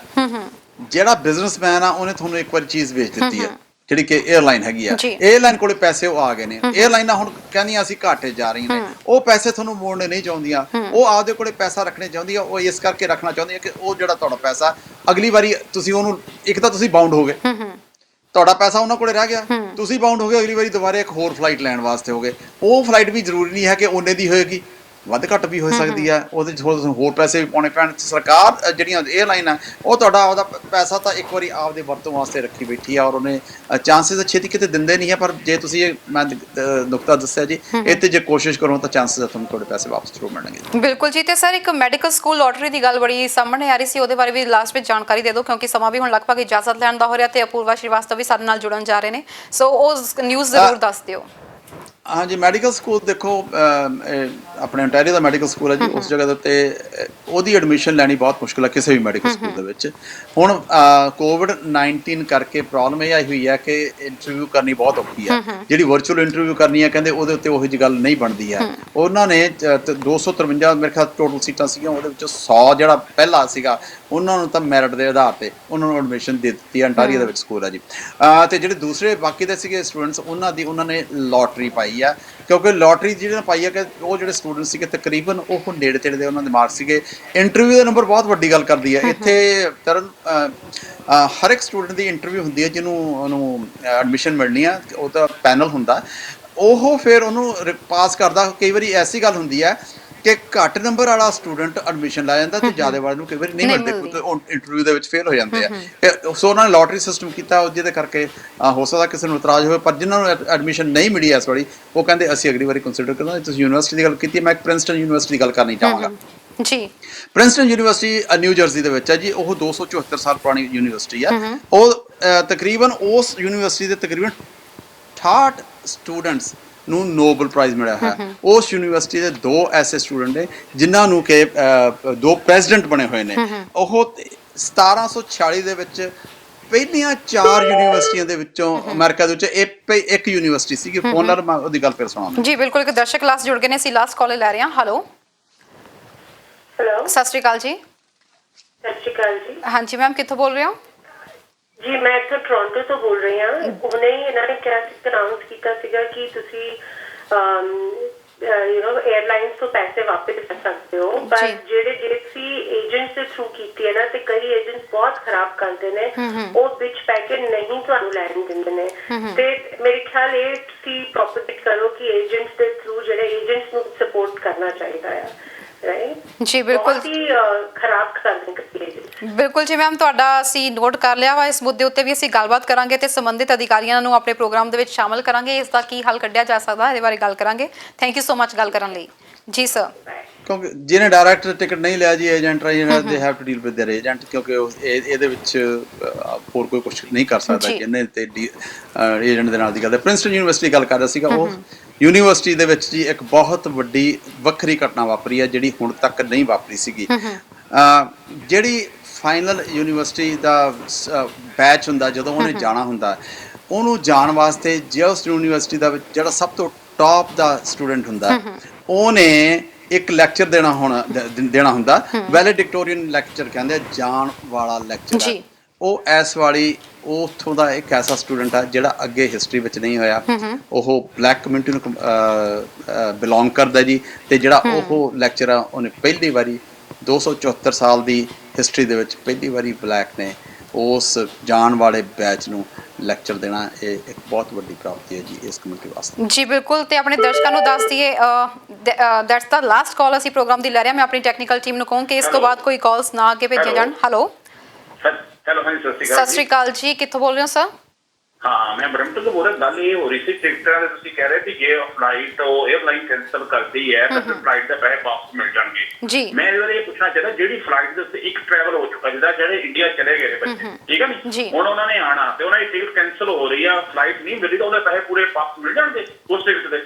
ਤੁਸੀਂ ਕਹਿੰਦੇ ਨਹੀਂ ਮਿਲਣਗੇ ਪੈਸੇ ਜੀ। ਤੁਸੀਂ ਕਹਿ ਰਹੇ ਹੋ ਜਿਹੜੇ ਇੰਡੀਆ ਤੋਂ ਸਟੂਡੈਂਟਸ ਨੇ ਇੱਥੇ ਆਉਣਾ ਹੈ, ਉਹਨਾਂ ਦੀਆਂ ਟਿਕਟਸ ਕੈਂਸਲ ਹੋ ਰਹੀਆਂ ਨੇ, ਉਹਨਾਂ ਨੂੰ ਪੈਸੇ ਵਾਪਸ ਮਿਲਣਗੇ? ਨੋ, ਜਿਹੜੇ ਇੱਥੋਂ ਗਏ ਨੇ ਟਿਕਟ ਲੈ ਕੇ ਗਏ ਸੀ ਆਉਣ ਜਾਣ ਦੀ, ਇੱਕ ਟਰੈਵਲ ਹੋ ਚੁੱਕਾ ਉਹਨਾਂ ਦਾ ਇੱਥੋਂ ਟੋਰਾਂਟੋ ਤੋਂ ਇੰਡੀਆ ਦਾ। ਹੁਣ ਵਾਪਸੀ ਤੇ ਜਾਣਾ ਸੀ, ਉਹ ਵਾਪਸੀ ਦਾ ਫਲਾਈਟ ਕੈਂਸਲ ਹੋ ਗਈਆਂ ਸੀ, ਤੇ ਉਹਨਾਂ ਨੂੰ ਰਿਫੰਡ ਮਿਲ ਸਕਦਾ? ਜੀ ਬਿਲਕੁਲ, ਤੁਸੀਂ ਟੀਵੀ ਸਕਰੀਨ ਤੇ ਆਨਸਰ ਸੁਣ ਸਕਦੇ ਹੋ ਸਰ। ਕਾਲ ਕਰਨ ਲਈ ਬਹੁਤ ਬਹੁਤ ਧੰਨਵਾਦ ਜੀ sir. It's a good question. It's a technical question. Yeah, they have to talk to their airline. ਵੀ ਤੁਸੀਂ ਇਹਦੇ ਬਾਰੇ ਕੀ ਕਰ ਸਕਦੇ ਹੋ? ਮੇਰਾ ਖਿਆਲ ਹੈ ਕਿਉਂਕਿ ਫਲਾਈਟ ਆਲਰੇਡੀ ਇਹਨਾਂ ਦੀ ਸ਼ੁਰੂ ਹੋ ਹਟੀ ਹੈ, ਅੱਧੀ ਫਲਾਈਟ ਹੋ ਚੁੱਕੀ ਹੈ। ਜਿਹੜੀ ਫਲਾਈਟ ਐਨੀ ਫਲਾਈਟ ਸ਼ੁਰੂ ਹੋਣ ਤੋਂ ਪਹਿਲਾਂ ਉਦੋਂ ਤੁਸੀਂ ਇਹ ਪੈਸੇ ਲੈ ਸਕਦੇ ਹੋ। ਇਹ ਆਲਰੇਡੀ ਅੱਧੀ ਫਲਾਈਟ ਹੋ ਚੁੱਕੀ ਹੈ। ਮੇਰਾ ਨਹੀਂ ਖਿਆਲ ਹੈ ਕਿ 에ਅਰਲਾਈਨ ਇਸ ਚੀਜ਼ ਨੂੰ ਆਨਰ ਕਰੇ। ਜੀ ਬਿਲਕੁਲ ਸਰ। ਤੇ ਅਸੀਂ ਆਪਣੇ ਨਾਲ ਹੀ ਦਰਸ਼ਕਾਂ ਨੂੰ ਦੱਸ ਦਈਏ ਕਿ ਇਸ ਵਕਤ ਇੰਡੀਅਨ ਕੌਂਸਲੇਟ ਟੋਰਾਂਟੋ ਤੋਂ ਅਪੂਰਵਾ ਸ਼੍ਰੀਵਾਸਤਵ ਜੀ ਸਾਡੇ ਨਾਲ ਕੁਝ ਹੀ ਪਲਾਂ ਵਿੱਚ ਜੁੜਨ ਵਾਲੇ ਨੇ। ਪਰ ਮੈਂ ਚਾਹੁੰਦੀ ਨਹੀਂ ਹੁੰਦੀ ਕਿ ਹਮੇਸ਼ਾ ਇਸ ਤਰ੍ਹਾਂ ਨਾਚੀ ਦਾ ਰੋਚਕ ਤੱਤ ਮਿਸ ਹੋਵੇ। ਨਾਚੀ ਵੀ ਸਾਡੇ ਨਾਲ ਜੁੜੇ ਰਹਿਣਗੇ। ਮੈਂ ਆਪਣੇ ਦਰਸ਼ਕਾਂ ਨੂੰ ਇਹ ਵੀ ਦੱਸ ਦੇਵਾਂ ਕਿ 31 ਦੇਸ਼ਾਂ ਤੋਂ 146 ਫਲਾਈਟਸ ਤੇ ਰਾਹੀਂ ਵੱਖ-ਵੱਖ ਕੰਟਰੀਜ਼ ਤੋਂ ਇੰਡੀਆ ਨੂੰ ਜਿਹੜੇ ਇੰਡੀਅਨ ਸਟਕ ਹੋਏ ਸੀ ਅਬਰੋਡਸ ਦੇ ਵਿੱਚ ਉਹਨਾਂ ਨੂੰ ਵਾਪਸ ਲਿਆਂਦਾ ਜਾਏਗਾ, ਜਿਹਦੇ ਵਿੱਚ ਆਸਟ੍ਰੇਲੀਆ ਵੀ ਸ਼ਾਮਿਲ ਹੈ ਤੇ ਕੈਨੇਡਾ ਵੀ ਸੈਕੰਡ ਫੇਜ਼ ਵਿੱਚ ਸ਼ਾਮਿਲ ਕਰ ਲਿਆ ਗਿਆ। ਵੰਦੇ ਮਾਤਰਮ ਮਿਸ਼ਨ ਦਾ ਨਾਮ ਹੈ ਤੇ 에ਅਰ ਇੰਡੀਆ ਦੀਆਂ ਜਿਹੜੀਆਂ ਫਲਾਈਟਸ ਨੇ ਉਹ ਵੱਖ-ਵੱਖ ਦੇਸ਼ਾਂ ਤੋਂ ਇੰਡੀਅਨਸ ਨੂੰ ਲੈ ਕੇ ਜਿਹੜੀਆਂ ਆ ਰਹੀਆਂ ਨੇ। ਸੋ ਇਸ ਵਕਤ ਸਾਡੇ ਨਾਲ ਜੁੜ ਚੁੱਕੇ ਨੇ ਜੀ ਇੰਡੀਅਨ ਕੌਂਸਲੇਟ ਟੋਰਾਂਟੋ ਤੋਂ ਅਪੂर्वा श्रीवास्तव ਤੇ ਉਹਨਾਂ ਨਾਲ ਗੱਲਬਾत करते हैं इस वक्त। इस वक्त हमारे साथ Indian consulate general in Toronto Apoorva Srivastava ji जुड़ चुकी हैं। बहुत बहुत स्वागत है आपका हमारे प्रोग्राम में मैम। धन्यवाद, नमस्कार, सत श्री अकाल आप सभी लोगों को। Thank you so much ma'am जो आपने अपना टाइम निकाला और इन्फॉर्मेशन देने के लिए आप हमारे दर्शकों के रूबरू हो रही हैं। थैंक यू सो मच उसके लिए। मैम जो टोरंटो से अभी इंडियंस जो इतने ज्यादा स्टक हुए थे, सबसे पहले उनकी यही थी कि कब तक भारत सरकार अपना एयर स्पेस खोलेगी और वापस अपने वतन वो जा पाएंगे। सो सबसे पहला यही सवाल है कि जो टोरंटो से फ्लाइट्स चलने वाली हैं वो कब चलेंगी और कब भारतीय वापस अपने मुल्क जा सकेंगे? अभी कनाडा के लिए सेकेंड फेज में वंदे भारत मिशन में 5 फ्लाइट्स अप्रूव हुई हैं, 3 टोरंटो से और 2 वैंकूवर से। तो टोरंटो की फ्लाइट्स हैं वो है 21, 21, 22, 22 और 25 तारीख को। ये 3 फ्लाइट्स हैं। जो 21 की फ्लाइट है वो दिल्ली अमृतसर जाएगी, जो 22 वाली फ्लाइट है वो दिल्ली बैंगलोर जाएगी और जो 25 वाली फ्लाइट है वो दिल्ली अहमदाबाद जाएगी। ये बेसिकली जितने लोगों ने हमारे साथ रजिस्टर किया था, जो जहां मैक्सिमम नंबर ऑफ पीपल जाना चाह रहे थे, उस हिसाब से इंडिया में एलोकेट हुई हैं। तो ये पहले फेज में ये 3 फ्लाइट्स हैं जो कि हम लोग भेज रहे हैं। जी मैम, इन फ्लाइट्स का किराया क्या होगा और कैसे इन फ्लाइट्स के लिए अप्रोच की जा सकती है? सबसे पहले तो रजिस्ट्रेशन आई एम श्योर जिन्होंने जाना था उन्होंने ऑलरेडी रजिस्टर कर लिया होगा।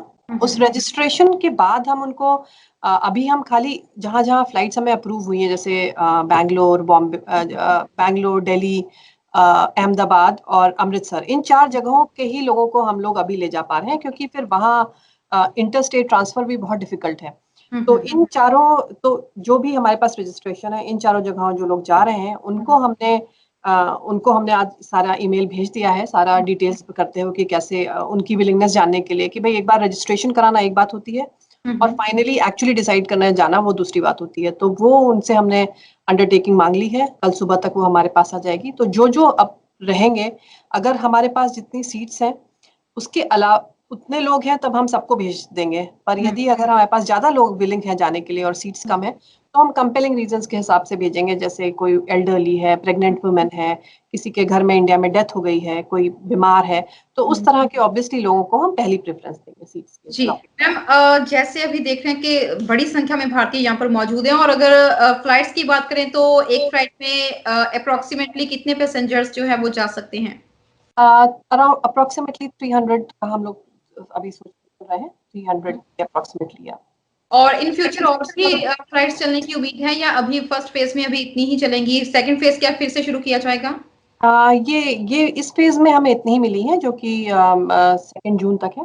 2 जून के बाद हम फिर, क्योंकि हमारे पास महाराष्ट्र के बहुत लोग हैं अभी भी और केरला के बहुत लोग हैं, तो हम और भी यूपी के भी कुछ लोगों ने रजिस्टर किया है, तो हम उसको देखते हुए हमने और फ्लाइट्स की डिमांड करी है और हम आशा करते हैं कि 3rd फेज में हमें और ज्यादा फ्लाइट्स मिलेंगी। जो भी यात्री मैम जाएंगे उनके लिए कोई गाइडलाइंस, कोई प्रिकॉशंस, कुछ ऐसा कुछ जारी किया गया है, कुछ हिदायतें दी गई हों कॉन्सुलेट की ओर से? हाँ बिल्कुल, वो एयर इंडिया अपनी अलग से देगी और हम लोग भी अपना अलग से दे रहे हैं। सबसे पहले तो वहाँ पे सिम्टोमेटिक टेस्ट हो गए एयरपोर्ट पे, और जो जिनको सिम्टम्स जो एसिम्टोमेटिक होगा उन्हीं को ही वहाँ पे जाने का परमिशन मिलेगा। तो एक तो पहली ये बात है। दूसरा ये है कि वहाँ पहुँच के 14 दिन का क्वारंटाइन करना बहुत जरूरी है उस पर्टिकुलर स्टेट के जो इंस्टीट्यूशंस हैं उन्हीं में ही। तो ये बहुत जरूरी, जैसे यदि हम बैंगलोर जाते हैं तो बैंगलोर गवर्नमेंट ने जो ऑर्गेनाइज किए हैं क्वारंटाइन स्टेशंस, उन्हीं में जाके हम क्वारंटाइन करने के बाद ही फिर हम 14 दिन के बाद ही फिर उनको आगे जाने का मौका मिलेगा, घर जाने का। मतलब सरकार की ओर से क्वारंटाइन के लिए प्लेसेस रखे गए हैं या फिर यात्री को इसका खुद ही इंतजाम करना पड़ेगा? नहीं, सरकार की तरफ से इस तरह के रखे गए हैं जो कि बहुत ही कम रेंज से ज़्यादा रेंज, मतलब हर तरह के हैं, 1 star hotel to 5 star hotels, कुछ हर तरह की सुविधाएं उपलब्ध हैं, तो यात्री अपने अपने अपने हिसाब से उसमें से चूज कर सकते हैं। जी मैम, जो अभी फ्लाइट्स जा रही है उनमें भी कोई प्रायोरिटी बेस रखा गया है या फिर first come first serve system है?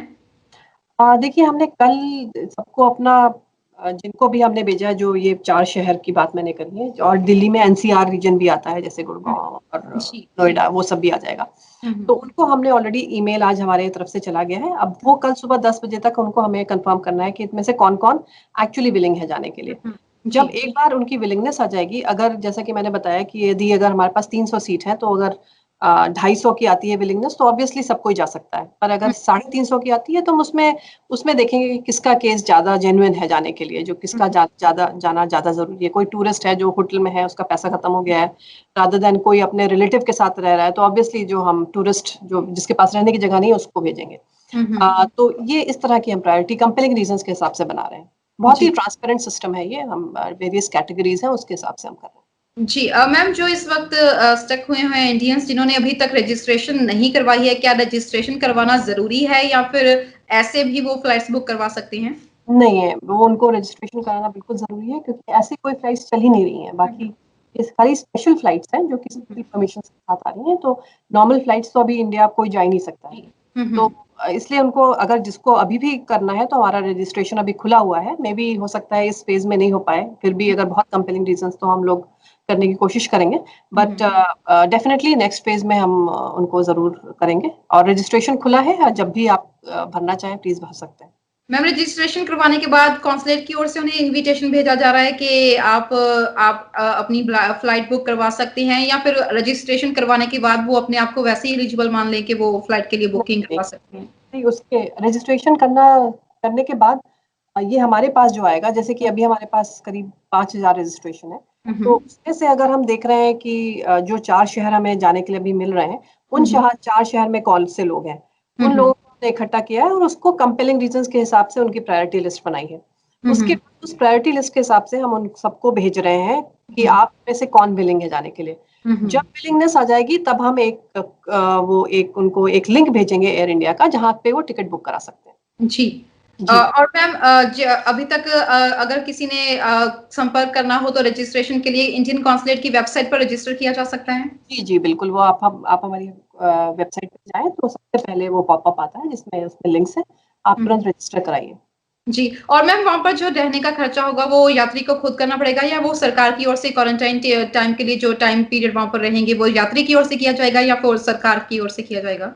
वो यात्री को ही करना पड़ेगा, लेकिन वो बहुत ही मॉडेस्ट रहेगा। उसमें एक्चुअली वो डिफरेंट रेंजेस हैं, जिस तरह की आप फैसिलिटी चाहते हैं। आप चाहेंगे तो आपको ज्यादा पे करना पड़ेगा, बिल्कुल आप सस्ता करना चाहेंगे तो वो बिल्कुल वो हर स्टेट का अपना अलग अलग है। वो भी हम अपनी वेबसाइट पे वो डिटेल्स भी जल्दी ही लगा देंगे, हमें अभी मिलने बाकी है वो, तो लेकिन वो यात्री को अपना खर्च वहन करना पड़ेगा उसका। इस टाइम हम सबसे ज्यादा यात्री किस स्टेट में जाने के लिए आपके पास ज्यादा रजिस्टर्ड हुए हैं?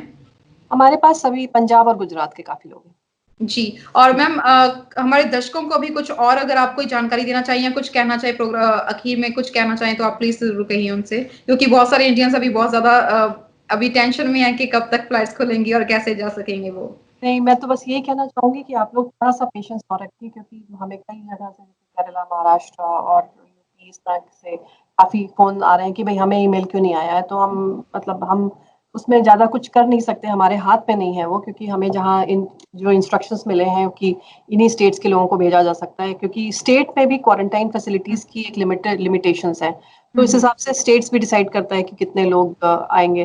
तो अभी हम ज्यादा कुछ नहीं कर सकते हैं, लेकिन हम कहते हैं कि पेशेंस रखिए, और हम डेफिनेटली हमने और फ्लाइट्स की रिक्वेस्ट की है सेकेंड फेज में। और आप लोग अपना ध्यान रखिए, अपने घर पे रहिए और सुरक्षित रहिए। और यदि कोई भी अब आपको परेशानी हो यहाँ पे रहने के लिए, आप हमसे संपर्क कर सकते हैं। हम लोग जो भी हो सकता है, मेडिसिन, फूड, सब में सॉल्व करने की कोशिश करेंगे।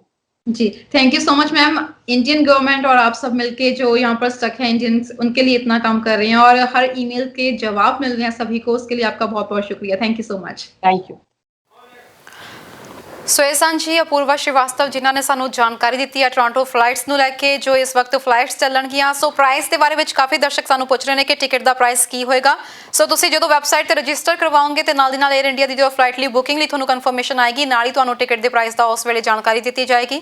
ਤੇ ਅਜੇ ਸਾਨੂੰ ਇਸ ਬਾਰੇ ਟਿਕਟ ਦੇ ਪ੍ਰਾਈਸ ਬਾਰੇ ਕੋਈ ਜਾਣਕਾਰੀ ਹਾਸਲ ਨਹੀਂ ਹੋ ਪਾਈ ਹੈ। ਸੋ ਨਤ ਜੀ, ਇਸ ਤੋਂ ਇਲਾਵਾ ਦਰਸ਼ਕਾਂ ਦੇ ਨਾਲ ਤੁਸੀਂ ਜਿਵੇਂ ਹਮੇਸ਼ਾ ਰੋਚਕ ਤੱਥ ਸਾਂਝਾ ਕਰਦੇ ਹੋ, ਮੈਂ ਉਹ ਵੀ ਜ਼ਰੂਰ ਪੁੱਛਣਾ ਚਾਹੂੰਗੀ, ਪਰ ਇਸ ਤੋਂ ਪਹਿਲਾਂ ਮੈਂ ਥੋੜੀ ਜਿਹੀ ਜਾਣਕਾਰੀ ਆਸਟ੍ਰੇਲੀਆ ਦੇ ਬਾਰੇ ਵੀ ਜ਼ਰੂਰ ਦੇਣਾ ਚਾਹੂੰਗੀ। ਜਿਹੜੇ ਆਸਟ੍ਰੇਲੀਆ ਤੋਂ ਸਾਡੇ ਨਾਲ ਦਰਸ਼ਕ ਜੁੜੇ ਹੋਏ ਨੇ ਕਿ ਆਸਟ੍ਰੇਲੀਆ ਤੋਂ ਜਿਹੜੀਆਂ ਫਲਾਈਟਸ ਚੱਲੀਆਂ ਨੇ ਕਦੋਂ ਤੋਂ ਸ਼ੁਰੂ ਹੋ ਰਹੀਆਂ ਨੇ, ਜੇ ਤੁਹਾਡੀ ਇਜਾਜ਼ਤ ਹੋਵੇ ਤਾਂ। ਹਾਂ ਜ਼ਰੂਰ ਜੀ। ਜੀ ਬਿਲਕੁਲ। ਤੇ ਜਿਹੜੇ ਦਰਸ਼ਕ ਇਸ ਵਕਤ ਆਸਟ੍ਰੇਲੀਆ ਤੋਂ ਜੁੜੇ ਹੋਏ ਨੇ ਉਹਨਾਂ ਨੂੰ ਵੀ ਦੱਸ ਦਈਏ ਕਿ 21 ਤਰੀਕ ਤੋਂ ਮੈਲਬਰਨ ਤੇ ਸਿਡਨੀ ਤੋਂ 에ਅਰ ਇੰਡੀਆ ਦੀਆਂ ਫਲਾਈਟਸ ਚੱਲਣਗੀਆਂ।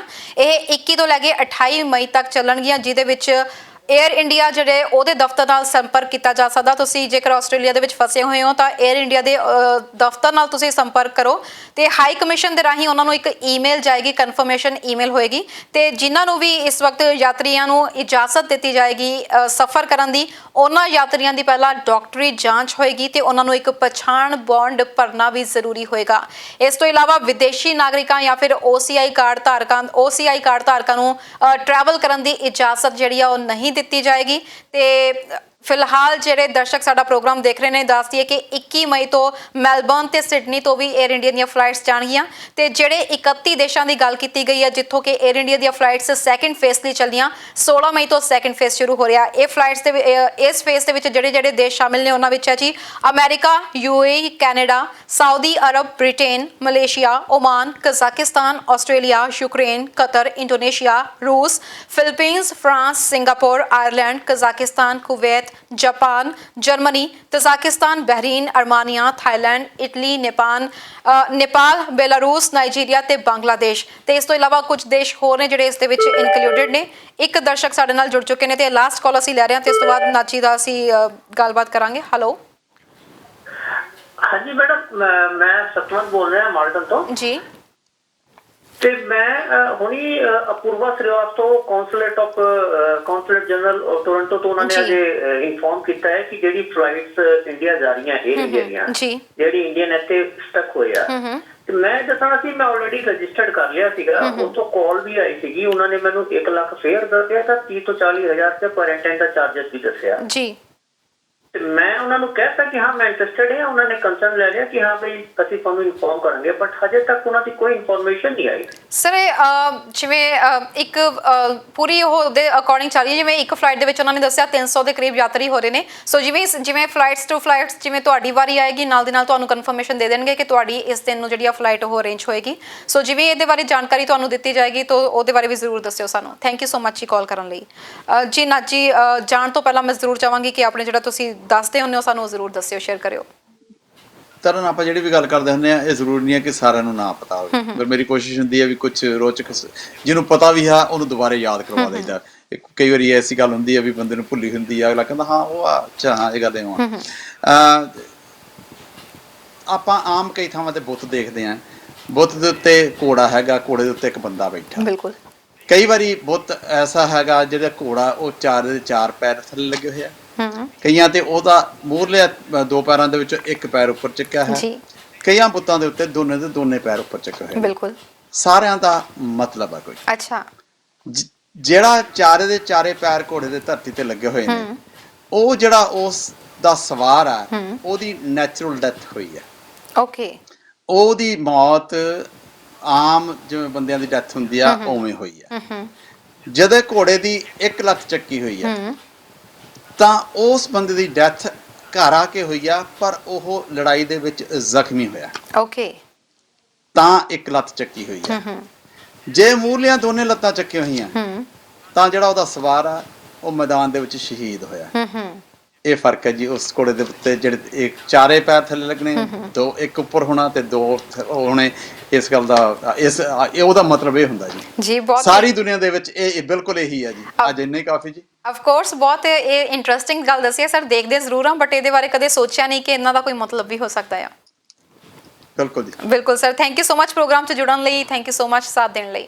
ਥੈਂਕ ਯੂ ਜੀ, ਸਤਿ ਸ਼੍ਰੀ ਅਕਾਲ। ਸਤਿ ਸ਼੍ਰੀ ਅਕਾਲ ਜੀ। ਸੋ ਦਰਸ਼ਕੋ, ਅੱਜ ਦਾ ਪ੍ਰੋਗਰਾਮ ਇੰਨਾ ਹੀ, ਤੇ ਉਮੀਦ ਕਰਦੇ ਹਾਂ ਤੁਹਾਨੂੰ ਪ੍ਰੋਗਰਾਮ 'ਚ ਕੁਝ ਜਾਣਕਾਰੀ ਜ਼ਰੂਰ ਮਿਲੀ ਹੋਣੀ ਆ। ਸੋ ਫਲਾਈਟਸ ਨੂੰ ਲੈ ਕੇ ਜੇਕਰ ਤੁਸੀਂ ਕੋਈ ਅਪਡੇਸ਼ਨ ਜਾਣਨਾ ਚਾਹੁੰਦੇ ਹੋ, ਜਿਹੜੇ ਵੀ ਮੁਲਕ ਵਿੱਚ ਹੈਗੇ ਹੋ, ਆਪਣੇ ਇੰਡੀਅਨ ਕੌਂਸੂਲੇਟ ਦੇ ਦਫ਼ਤਰ ਵਿੱਚ ਤੁਸੀਂ ਸੰਪਰਕ ਕਰੋ, ਕਿਉਂਕਿ ਉੱਥੋਂ ਹੀ ਸਾਰੀਆਂ ਅਪਡੇਸ਼ਨਸ ਜਿਹੜੀਆਂ ਨੇ ਉਹ ਤੁਹਾਨੂੰ ਮਿਲਣੀਆਂ ਨੇ। ਤੇ ਨਾਲ ਦੀ ਨਾਲ 에ਅਰ ਇੰਡੀਆ ਦੇ ਜਿਹੜੇ ਦਫ਼ਤਰ ਨੇ ਉੱਥੇ ਸੰਪਰਕ ਜ਼ਰੂਰ ਕਰੋ, ਕਿਉਂਕਿ 에ਅਰ ਇੰਡੀਆ ਦੀਆਂ ਫਲਾਈਟਸ ਹੀ ਯਾਤਰੀਆਂ ਨੂੰ ਵਾਪਸ ਲੈ ਕੇ ਜਾ ਰਹੀਆਂ ਨੇ। ਸੋ ਇਸ ਤੋਂ ਬਾਅਦ ਜਿਵੇਂ ਵੀ ਸਾਨੂੰ ਨਵੀਂ ਅਪਡੇਸ਼ਨ ਮਿਲੇਗੀ, ਉਹਦੇ ਬਾਰੇ ਵਿੱਚ ਤੁਹਾਨੂੰ ਅਸੀਂ ਸਮੇਂ-ਸਮੇਂ ਤੇ ਜਾਣਕਾਰੀ ਦਿੰਦੇ ਰਵਾਂਗੇ। ਫਿਲਹਾਲ ਪ੍ਰੋਗਰਾਮ ਦੇਖਣ ਲਈ ਬਹੁਤ-ਬਹੁਤ ਧੰਨਵਾਦ। ਬਹੁਤ ਸਾਰੇ ਦਰਸ਼ਕ ਮੇਰੇ ਨਾਲ ਫੇਸਬੁੱਕ ਤੇ ਹੋਏ ਨੇ, ਉਹਨਾਂ ਦੇ ਨਾਮ ਕੁਝ ਤੇ ਜ਼ਰੂਰ ਲੈਣਾ ਚਾਹਾਂਗੀ, ਕਿਉਂਕਿ ਹਰ ਰੋਜ਼ ਤੁਸੀਂ ਪ੍ਰੋਗਰਾਮ ਨਾਲ ਜੁੜਦੇ ਹੋ।